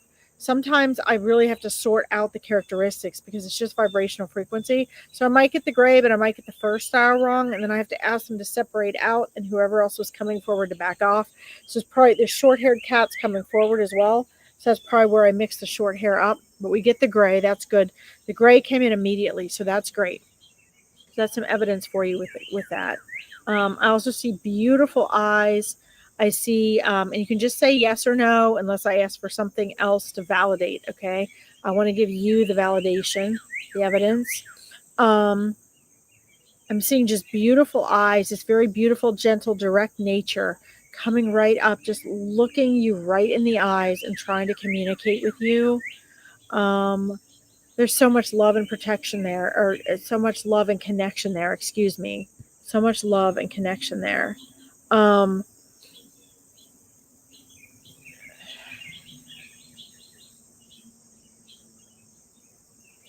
Okay, so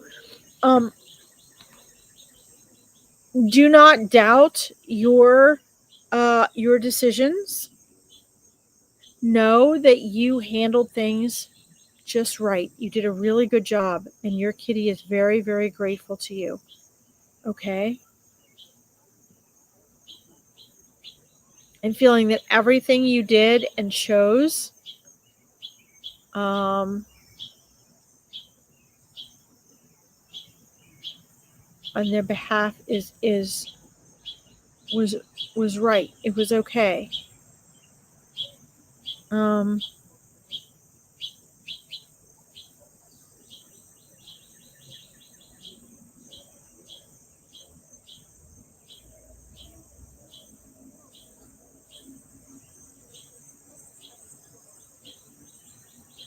There's like a comfortingness, a comforting energy coming through for you.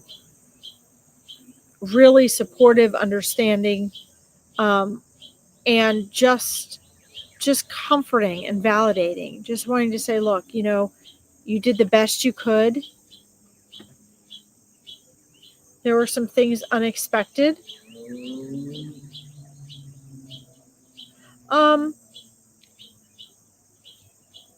Is this the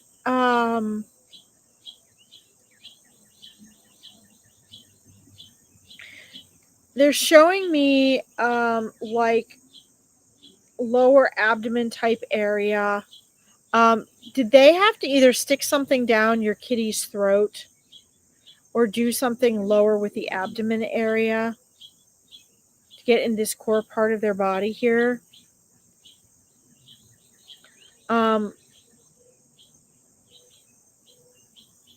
Just yes or no? Because I'm being directed to focus on this part of their body. I'm also being shown, and I'm asking inside conversation, is this something from now or is this something from a memory from before? Did you used to have your kitty's teeth done? Did you have your kitty's teeth cleaned? Because just yes or no, did you have your cat's teeth cleaned or have a surgery or procedure or something done during their lifetime? Because we're jumping to a view. No, you did not. Okay. We're jumping to a view of bright lights and people over your cat from your cat's perspective. And this is looks like a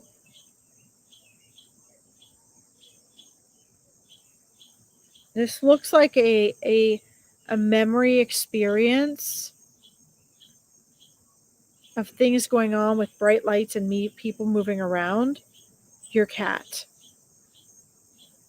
And from my perspective, from what I'm being shown, it looks like a vet experience. It looks like a vet experience, okay? This may not have been at the time of passing. It's not at the time of passing, but this is like a memory and experience that I'm being shown.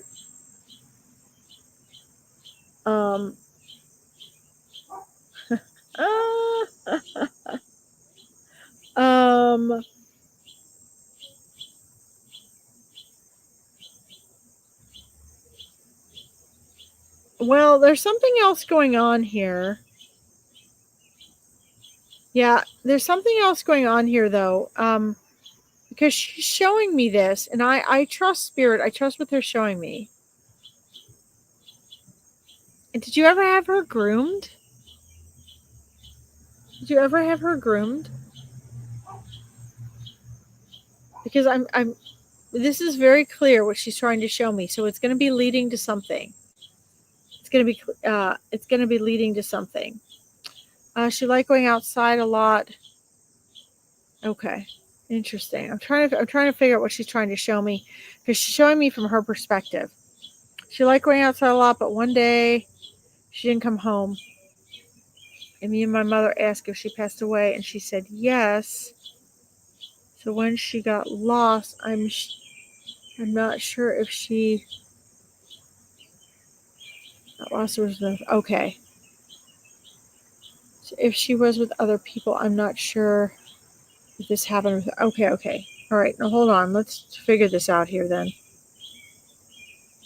Oh, the pendulum. Don't do that with the pendulum. Do not do that with the pendulum thing. Okay, I'm sorry. I don't mean to be negative about the pendulum, but here's why. Okay. I have an Awakening Your Intuition program. I have a course. It's an online course people buy, and then I have this Awakening Your Intuition Mastermind. And one of the things we do in the Awakening Your Intuition is I teach people about metaphysics, how to use it based on your intuition, and how to use all these different tools. The number one thing I think that is taught carelessly that I absolutely do not recommend to anyone, and it is the easiest and the most fun to do, but more mistakes are made, is, no offense, the pendulum. Okay. I've been doing this my entire life. And the pendulum, the thing about the pendulum is it will pick up on your subconscious mind. Okay. I was a psychologist and I'm a mindset mentor. I use neuroscience with my mindset and manifesting clients. And one of the things I can tell you is that 95% of your mind you're unaware of. The problem with the pendulum is you can think you're using your intuition and bringing in divine guidance, but you're actually, the pendulum is so sensitive that it picks up on everything. And it's almost like when I started using the pendulum and I was a lifelong intuitive psychic medium, I was obsessed with it. It can be addictive. And the problem with the pendulum is, unless you really, really, really, really, really have a lot of practice and you're very trained and you're an expert on deciphering between your intuitive self and your cognitive mind and knowing that 95% of your mind you're unaware of, the pendulum will pick up on your subconscious mind. So it will pick up on your greatest fears or the thing you want the most. So I personally, no offense, do not trust anyone with the pendulum. I trust myself with the pendulum because I can tell when it's going wonky from decades of doing this. There may be 2 people on the planet I trust with a pendulum. But if you really are not trained as a mindset expert and an intuitive psychic medium, and you do not know thousands of times of practice the difference, the pendulum will just pick up your subconscious. Okay, so just so you know. So I don't believe that, and I don't believe that she's dead. I don't believe that she's on the other side. There is no death. I believe she's alive. And so I'm going to keep going with what she's showing me, and then I'm going to have to move inside because it's getting dark and the mosquitoes are eating me. I am going to go with what she is showing me in regards to the bright lights and people mulling around and all this stuff down here. I personally believe that she has had her teeth cleaned and done, because this is what she was showing me. I believe that she has been groomed. I believe that one of the things she was also showing me was toenail clipping. I believe she's had her nails done and been groomed. I believe that the whole belly thing was like her belly being brushed and groomed. I believe that she's had her teeth done. You did not have her chipped. Is that correct? Is that correct? You did not have her chipped? Yes or no? Because I asked her if she was chipped. She might not know what that means, but I asked her if she was chipped, and she says no. Yes, she was not chipped. Okay. Yes, she was not chipped. Got it. Okay.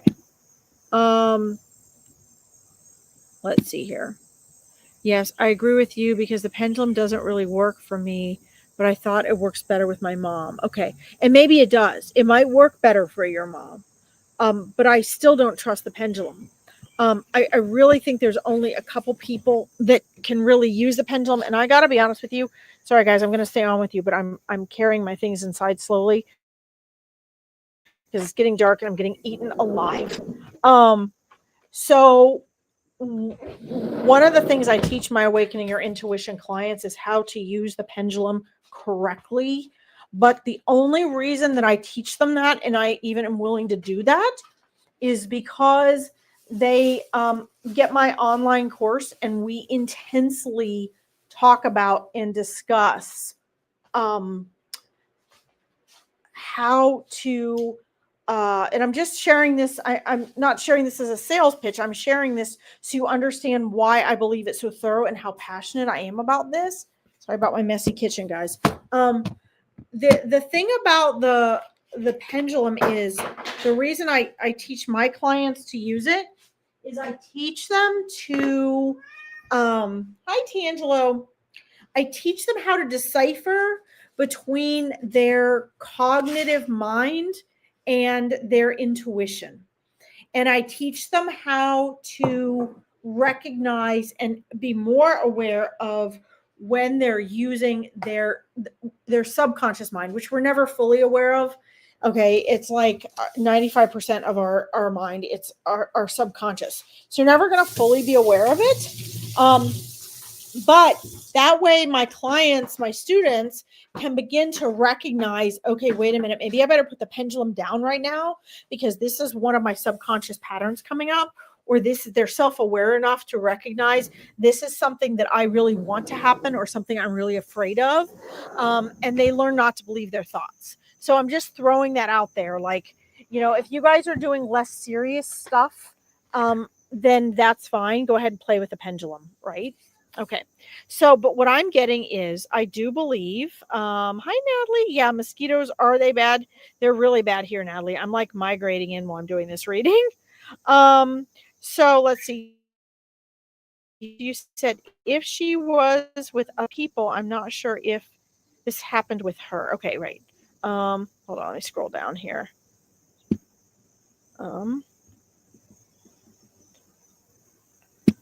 Okay, this is interesting. Let's see what you were told by another medium. I was told by a medium that there is a cat spirit around me that is gray. So again, that's why I thought no, I do not believe she's on the other side. I believe that she's here. And I'm going to spin this in a really positive way because here's what I think. Okay. Sorry, I got to make a bunch of trips in and out. I got a lot of crap to bring in and I don't want to drop my computer. Here's what I think. And I do not believe this is a negative thing. Although I know you really, really miss her, I do not believe that this is a negative scenario. Okay. First of all, I'm going to say this, and it's going to sound like I'm scolding, and maybe I am, but this is for everyone. Unless I have unless I have a very particular cat, like my black cat Bagheera, who has since passed away, who used to go out in my big fenced-in yard with my dogs, who would not leave the yard, who stayed in the fence, or my parents' cats that had a privacy fence, I would never, ever, ever, ever recommend letting your house cats outside. And I'm just going to say this to everyone, okay? Number one, it's super dangerous. Owls, coyotes, foxes can get them, okay? Second of all, they get all types of diseases. They can get feline leukemia, which it completely destroys their life. They don't live very long.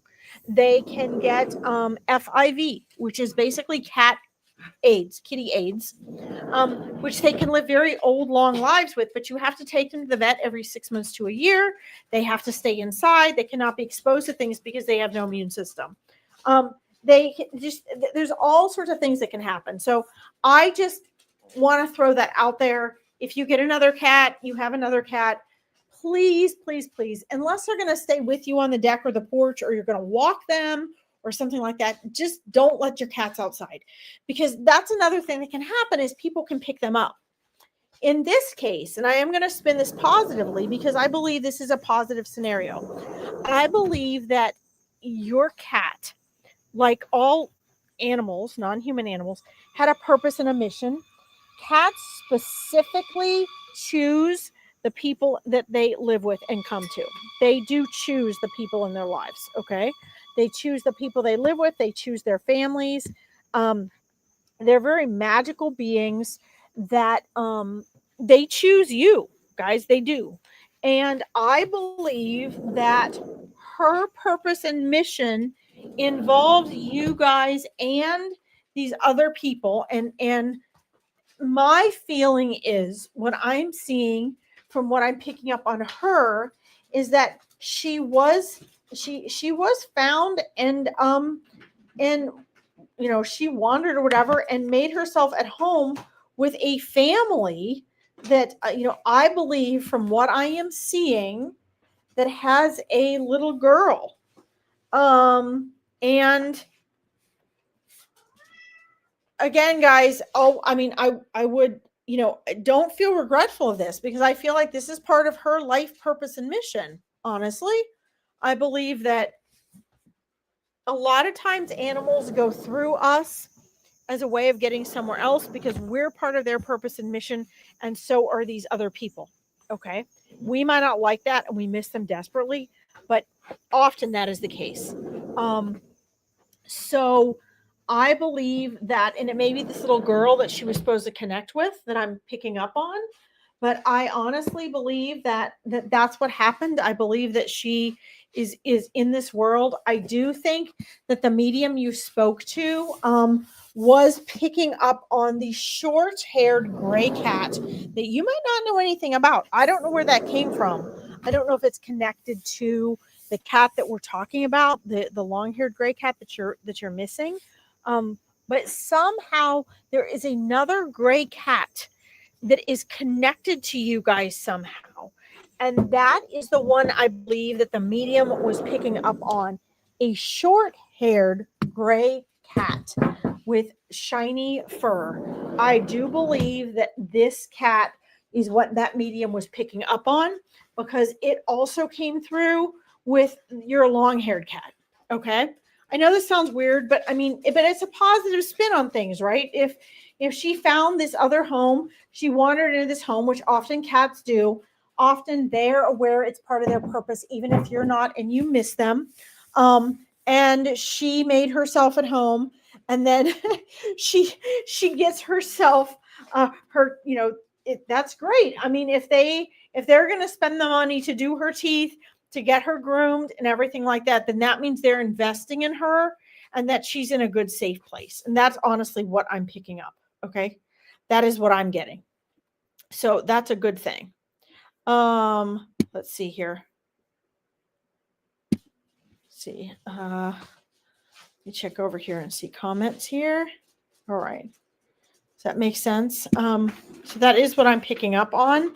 And I mean, that's a positive alternative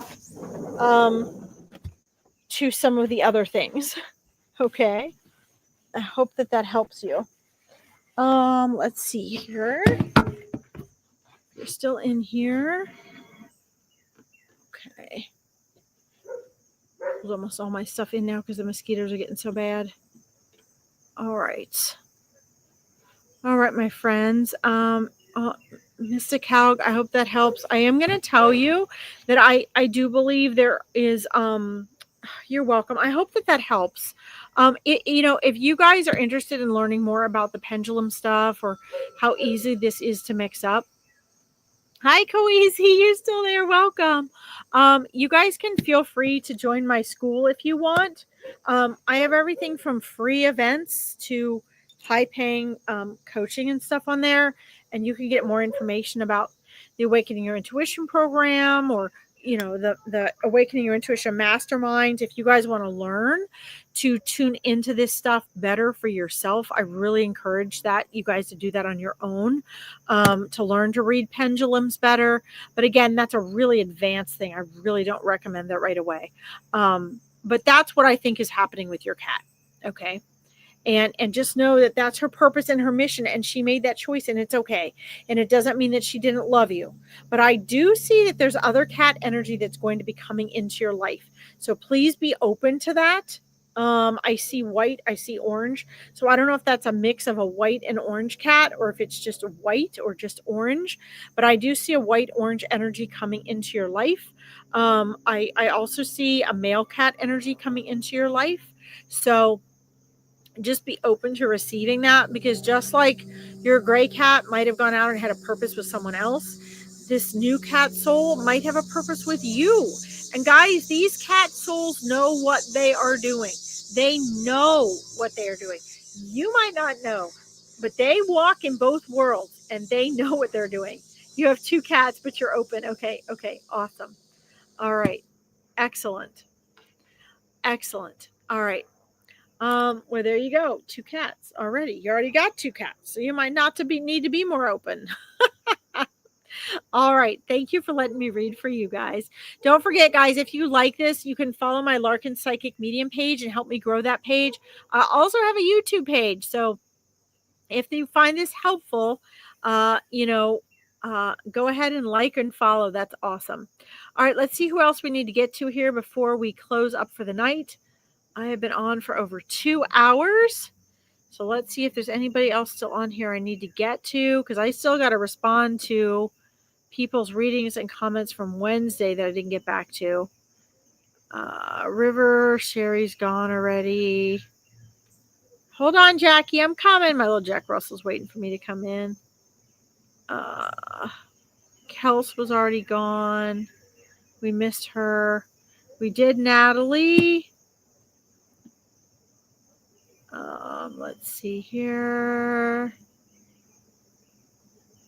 Okay. I'm just making sure.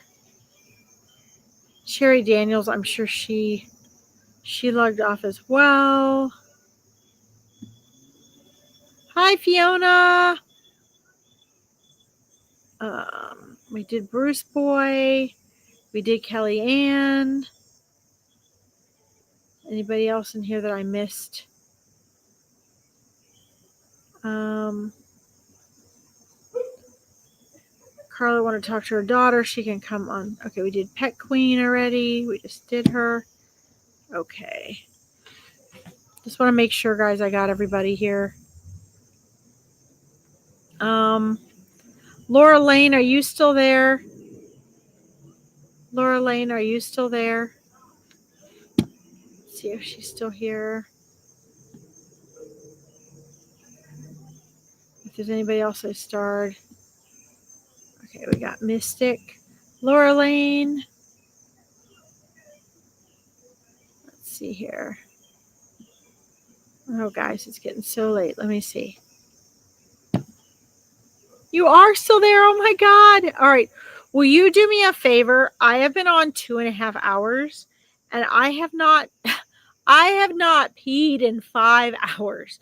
Would you give me like 90 seconds to run to the bathroom, please? And then I will come back and we will read for you and all your critters. Don't forget, guys, if you like this, make sure you support Veronica and all her amazing work. And if you like this, you can follow my psychic medium page, and we're gonna have so much fun on school. So that'll give you something to do while I run to the bathroom. Hold on, let me put this stool down. I don't know, guys, I'm just sharing it like it is. I'll tell you what, I'm on here enough that this is a long time to be doing readings. I'm gonna plug you guys in right here. Just give me like 90 seconds and I will be back. Look at all that light in my eyes. I have to do something about that there. Okay. I will be right back, guys. You ready?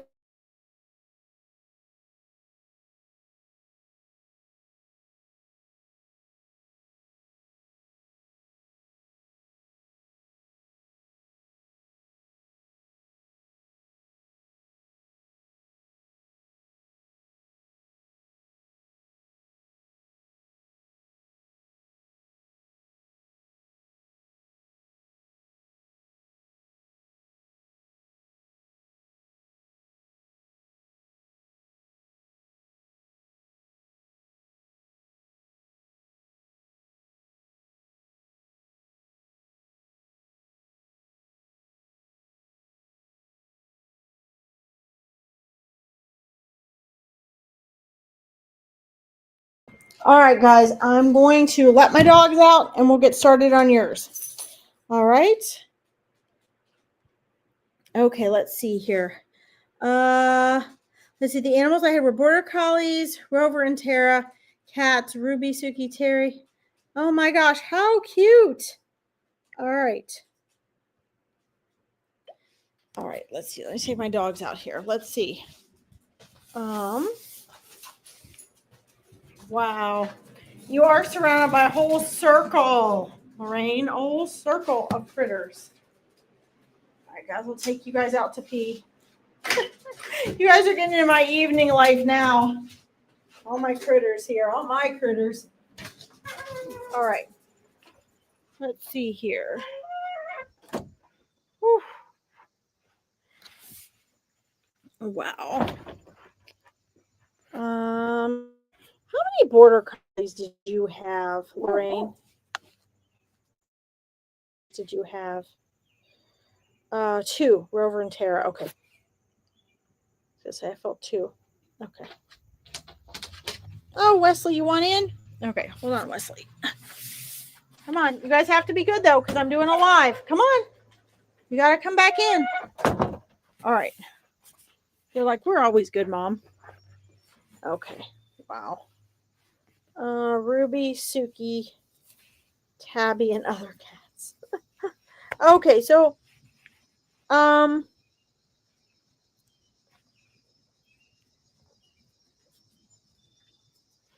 Okay, so was one of your border collies, did one of your border collies have light eyes or a light eye? Please, Lorraine. Um, okay, we have a cat here that's a little bit chubby. You can just say yes or no.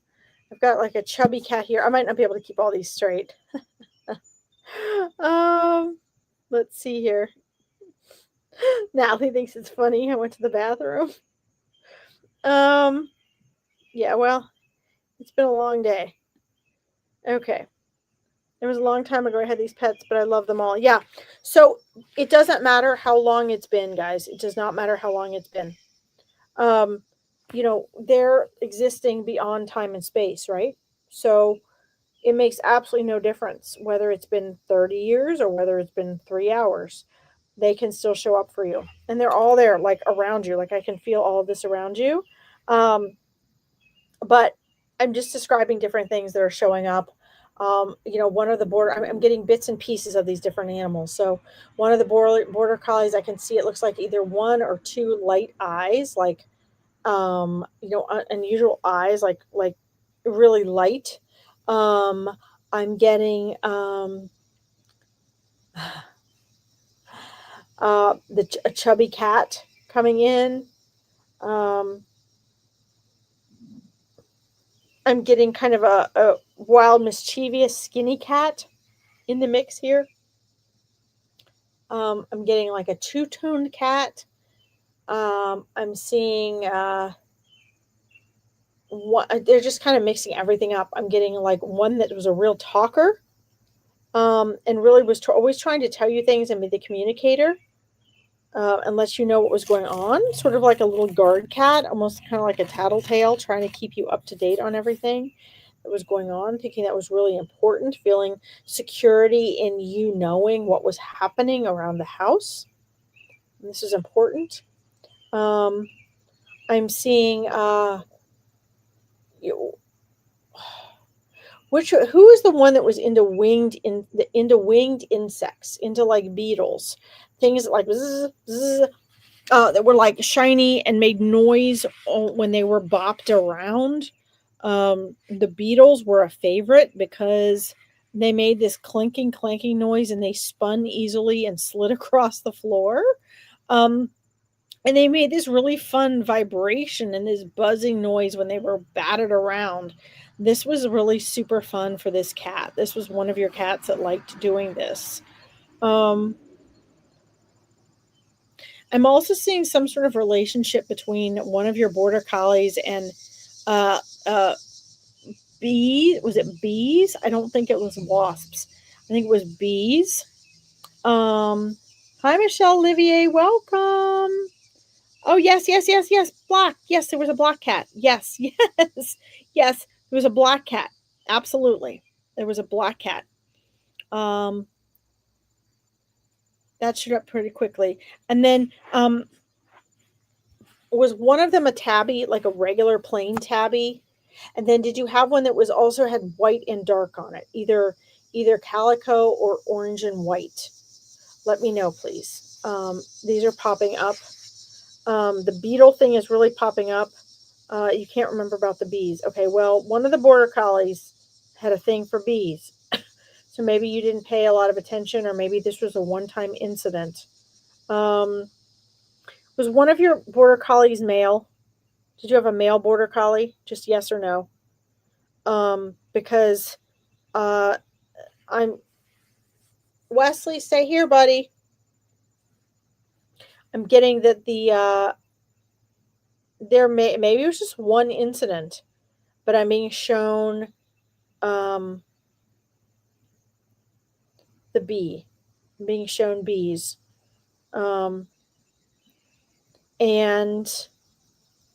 let's see what else. What else am I getting here? So you have two collars from the border collies. You have their collars. Yes, there was a tabby and a black and white. Yes, yes, yes, yes. Okay, we're getting it. Just let this be evidence, guys, that they're showing me the black cat. They're showing me the tabby. They're showing me the white. Um, they're showing me the chubby cat. Um, And I'm also seeing a male and a female border collie. So the bees that are being brought up is the male border collie. If you had a male border collie, I'm getting that you had a male and a female. The male border collie is the one that's bringing up the bees. The male border collie is the one that was uh, snapping at bees. He's actually saying he got bitter stung one time snapping at the bees. Let's see here. Let me look over here in the comments. Let's see. Okay, yes, male and female, but not together. Yep, I don't get there at the same time. I got there were two different times. They do know each other, though. Their souls know each other. Um, and you seem fairly organized in how you have preserved and saved their memories. It looks like you have something with each of their names on them. And I'm also seeing, did you put something that belonged to them in Ziploc bags? They're showing me Ziploc bags with maybe not now, but initially, either at the time of their passing or at some point, you had memorabilia of theirs in a Ziploc bag or something you were getting or storing or saving from theirs. Um, let's see. They're showing me that as well. They're showing me you honor their passing uh, with the same honor and reverence and celebration that you would have a human. They're like, wow, you really loved us. They are together now. Let's see.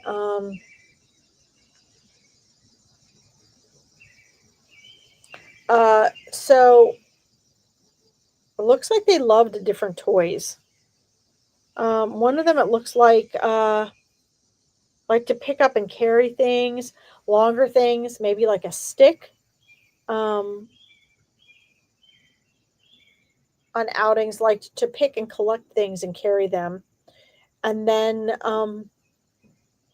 the other one did not. The other one would go for walks and go out and about with you without having to carry something or collect anything, but but got distracted. Liked to find different things on your outings. Um, let's see. They're just showing me things. This is just evidence.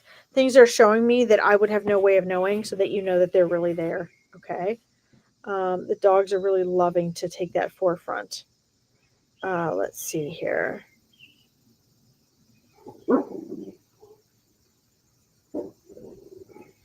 Let's see.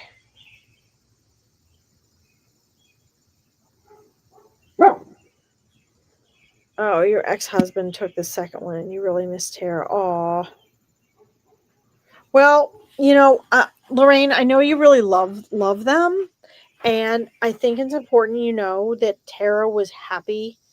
Tara loved you both very differently.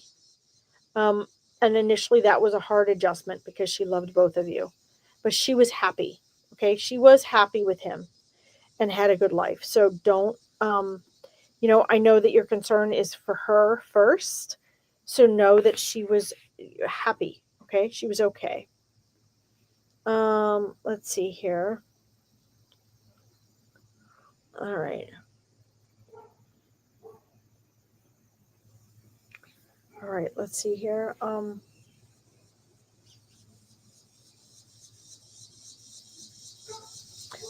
And but their souls did connect. Okay. So just so you know, Rover and Tara, like they're they know each other, like their souls know each other. So there's like a full circle connection there, okay? Let's see here. Uh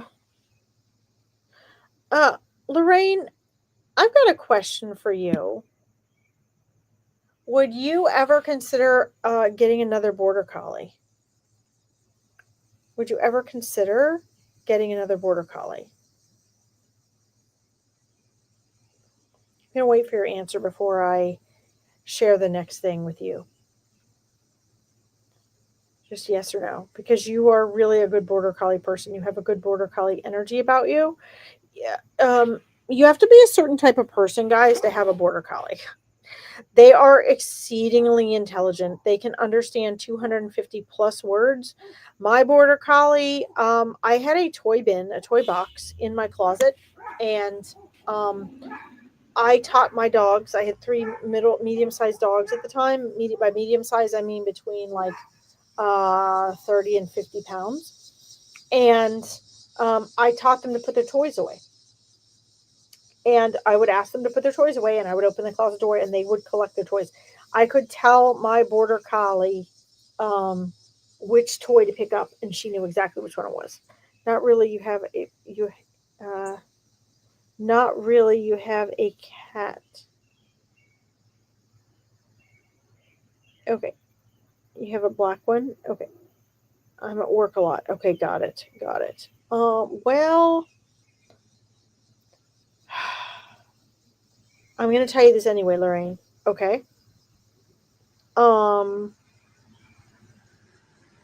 it's packed down the street. I'm gonna tell you this anyway, Lorraine. Um, I see another border collie in your energy sphere. So that means in the future, sometime within the next few years, I see a border collie energy in your aura, in your sphere. So, um, I understand that you working a lot. It's not good to have a border collie if you work a lot. You need to be around, and or you need to be available, and or they need to have a companion. Okay? So they either need to have a companion, and or you need to be able to spend a lot of time with them. That means obedience classes. That means rally classes. That means agility. That means spending the entire weekend with them. That means I used to take my border collie for 3 walks or runs a day. They need a lot of intellectual stimulation in order to be happy. But I see you with a border collie rescue. And I'm not getting if it's a male or female. I believe it's a female energy. They do come for us. They do come through all sorts of things to get to us. And you have a border collie energy. Like you are one of those people that can handle a border collie, that understands a border collie, that has the patience, that isn't going to be mean or angry, that gets how intellectual they are, they need the stimulation, that gives them the response, that acknowledges their intelligence, right? You never know, right? So, for example, my border collie, I would only ever leave her with particular people because like she would come and get you. She would lose her toys under the she was obsessed with balls. She would lose them underneath the couch, and I did not want to leave her in the care of someone that when she would come to get you. She would show you where her toys are or where another pet's toys were, and she would try to get you to do that. And I didn't want to leave my animals with someone where they would be frustrated and confused and trying to communicate and the person just didn't get it. You're the kind of person that gets it, right? Like want you like our animals expand their intelligence and ability to communicate and connect with us based on what we allow. So if you cut the animal off and you're like, stupid dog, whatever, like, shut up, stop trying to get my attention, you're being annoying, I'm busy. If you're like that, your animal stops trying to communicate, right? Your animal like gives up. It doesn't get to expand its intellectual intelligence, its emotional bonding and communication and intelligence with you. You're the kind of person that allows that. And a working dog like a border collie, a Jack Russell, a German Shepherd, yada, yada, yada, needs that. Needs that. Okay, you have to have that. They have to have that to be happy. So, you have that energy, and I really strongly feel this border collie energy in your sphere that's going to be a rescue, that's going to need you, that's going to be really, really sweet. Have a few awkward habits that caused her, I believe, maybe not, but I believe it's a female, to end up in a rescue situation, that is just going to absolutely idolize, adore, and love you. And it's going to be, like just so special. And I see this coming into your life. I ask what frame. I feel like a 4-year time frame is a really long time frame. So I don't know if that 4 years I'm getting is that it's going to be within 4 years or that it's within a gap of 4 years that between dogs. 4 years from another time, I don't know, but I'm getting 4 years. So maybe she's 4 years old. But I am getting the number 4 in 4 years. And I believed initially it was within a 4-year time frame, but I'm like, dude, that's a long time. What do you mean? And I'm not getting that now. I'm getting the 4 years is some sort of a 4-year gap. So it might be between dogs, okay? But yeah, that's what I'm getting. I totally get that. So it's just going to happen. Like, I don't know if someone's going to take you to a shelter, you're going to see something, you're going to come across something online, but this dog was for you. Okay. So anyway, this is very important. And please keep me posted, guys. You know, again, if you follow me on school and you join our school community, when this happens, there's going to end up being a lot of people in the school community. But you can always message me and post in there and let me know. But oh my gosh, she's just lovely. Like, I'm in love with her energy. I think that's so amazing. Ready to go in, Jackie? Come on, guys, let's go. It's getting dark. There's mosquitoes out here too. And guys, I'm gonna have to eat soon. I'm like really hungry. I've been on here 3 hours. Come on, Wesley, good boy. All right. Let's see here. Thank you for letting me read for you, Lorraine. All right. All right, let's see what I'm missing here.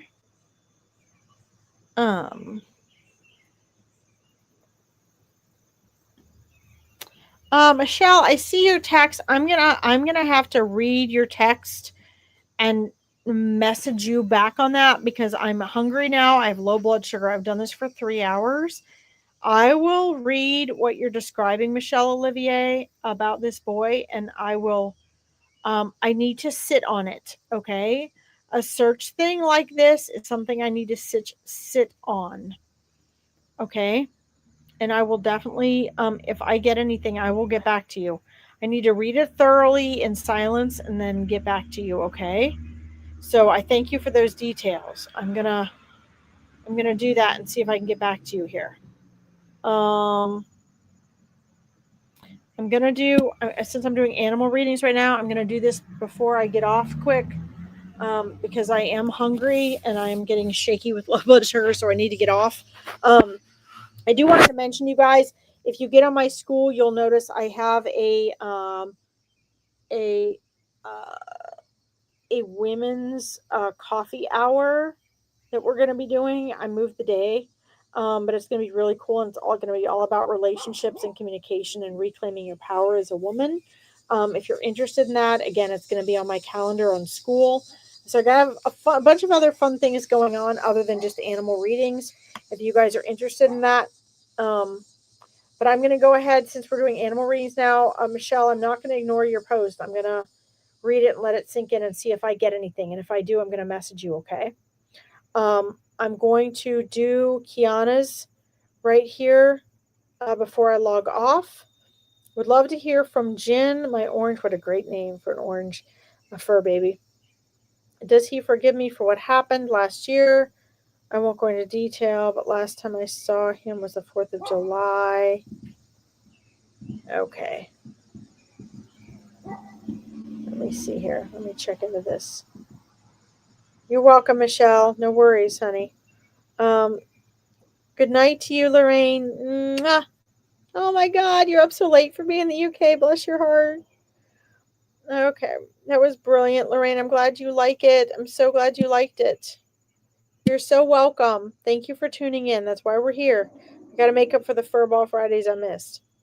All right.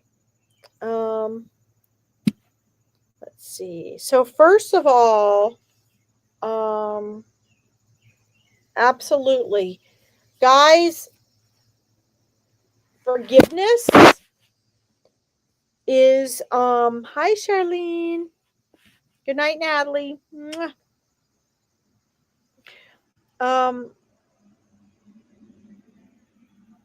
Forgiveness is something that non-human animals give freely.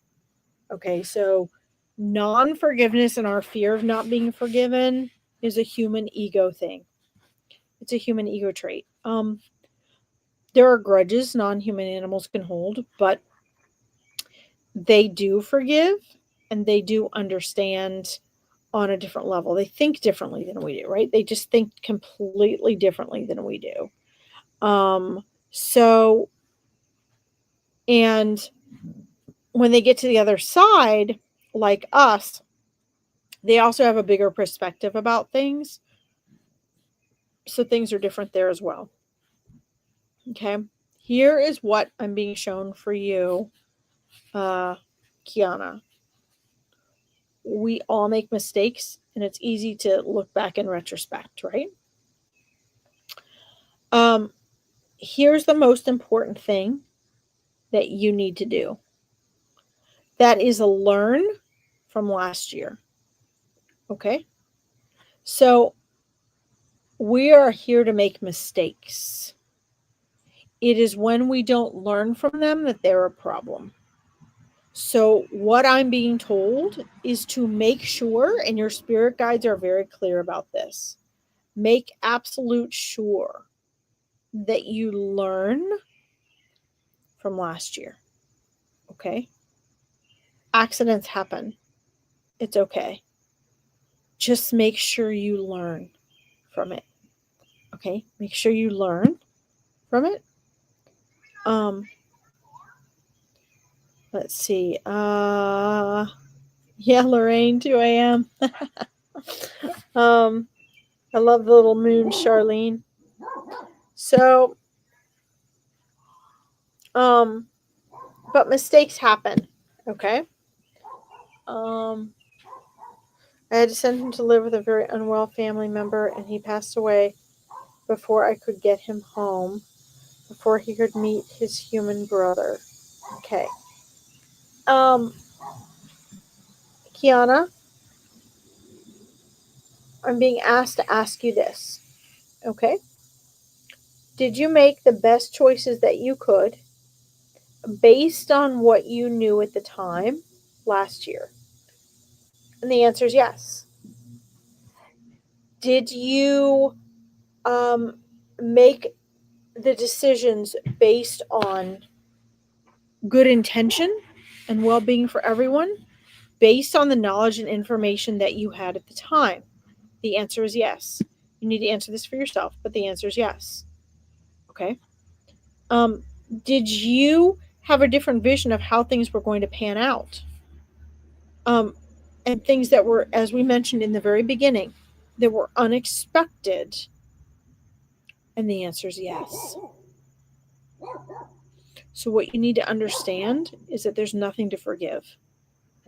It's not a matter of does he forgive you. It's a matter of there's nothing to forgive. Okay? You are going to feel the pain of this because you had a different vision for him. But here's something that he wants you to know. Okay? Now I want you to really take this to heart. Understand that spirit sees things differently than we do. Okay? Jin has free will. His soul, he has a soul. He has free will just like you. And Jin chose how and when he would depart from this world. Jin chose how and when he would depart from this world. To understand this. So what you are feeling bad about and feeling guilt about, understand, he also had a choice in. Okay? He chose for reasons unknown to us to pass how and where he did. Do you understand this? So there is nothing for you to feel guilty about because he made the choice. Okay? He made the choice. And you might not understand those reasons, but understand that his passing was in perfect timing, in the perfect location. Okay? And so all is well. He wants you to know that all is well, Kiana. Okay? It maybe didn't happen the way your ego thought it should, the way you envisioned for him because you wanted to include him with his new human brother. Okay? But understand that all of the factors were not up to you. You made certain decisions but all of the factors were not up to you. You played your role, and can you help her, Tom, with the dog coming? Oh well. All of these factors were not up to you. There's a dog coming. Just in case she needs your help. I need to finish this up so I can get off. I got one more reading I'm doing. Sorry, my husband just came home. So understand that this was a mutual thing, okay? And that you played your role and you did the very best you could based on the information that you had at the time. And he knows that. And he loves you. And there are no hard feelings on his side, okay? Likewise, he made the decisions that his soul knew he was going to make. And he knew when you sent him to this other family member, he knew that's where he would be passing. When he got there, he knew, okay? So it's okay. And all the more kudos and love to you that you care and respect, that you have care, respect, and concern, and include him so much in your family that you feel bad he didn't get to meet his little brother, okay? So understand that is, he recognizes that, and he thanks you and loves you for that so much, because you're giving him so much love and credit, inclusiveness in the family. He's sorry that he had to depart and could not remain with your family as a part of that family, okay, with your little one. But it was his time, and you need to just trust in divine timing and not feel bad, okay? All right. Let's see here. Will he ever come back to me again if we didn't complete our life cycle together? Okay. So let me answer this before I head off, okay? Oh, Sharon. Hi, my love.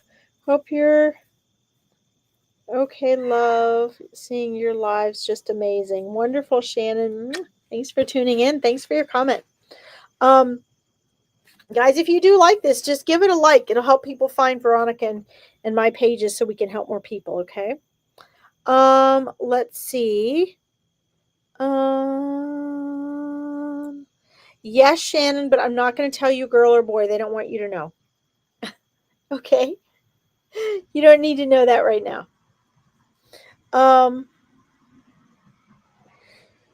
Will he ever come back to me? I feel we didn't complete our life cycle together. Okay, so I'm going to answer this in a couple ways before I pop off, okay? Here's Billy. Hi, Billy!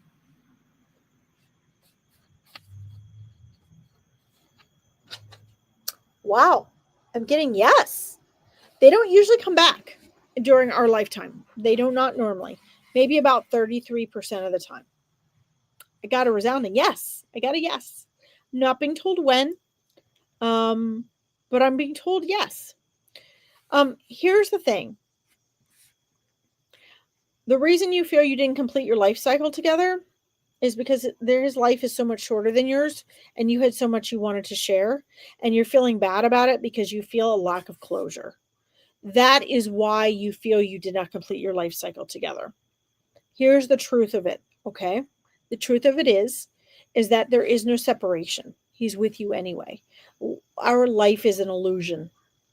This illusion of separateness of here or on the other side is an illusion. It's not even real, okay? So you still are together. There is no separateness.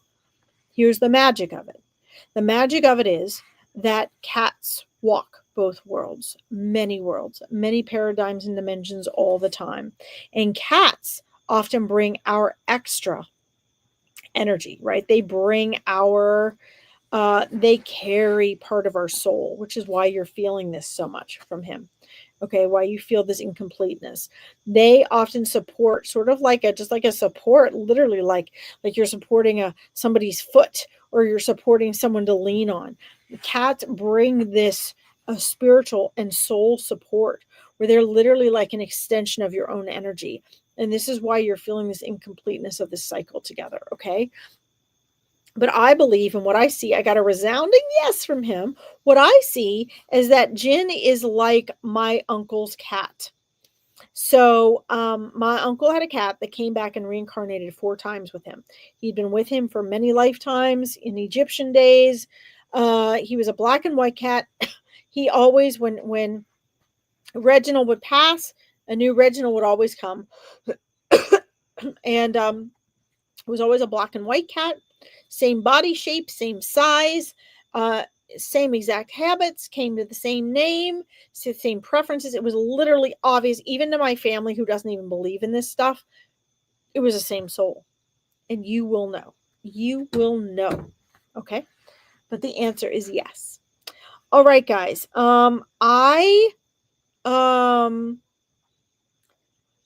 Guys, here's what I'm going to do. I'm going to do an extra special reading session on Sunday. I will be posting it in my school. I have been on here for over 3 hours. I need to eat supper. I have work I need to do. I have a women's coffee hour to plan for that I will be doing, where I talk to you guys about relationships with men and dating, and tell you what and what not to do. I've been a relationship coach for 20 years, so this is so fun for me. I've got that starting. You can find that on my calendar on school.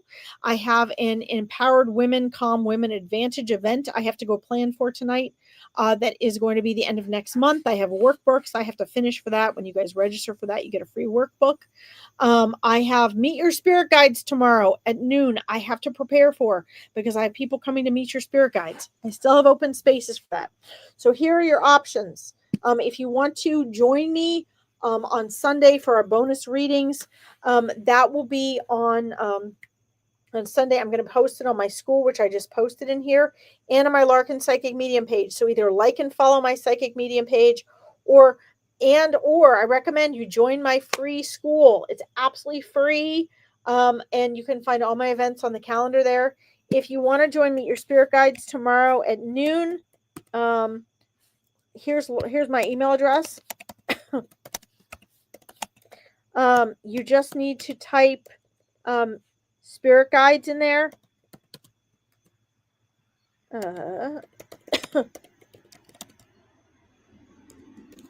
And I will send you the Zoom link for tomorrow. But I do need to go off and go eat dinner and get ready for Meet Your Spirit Guides tomorrow morning.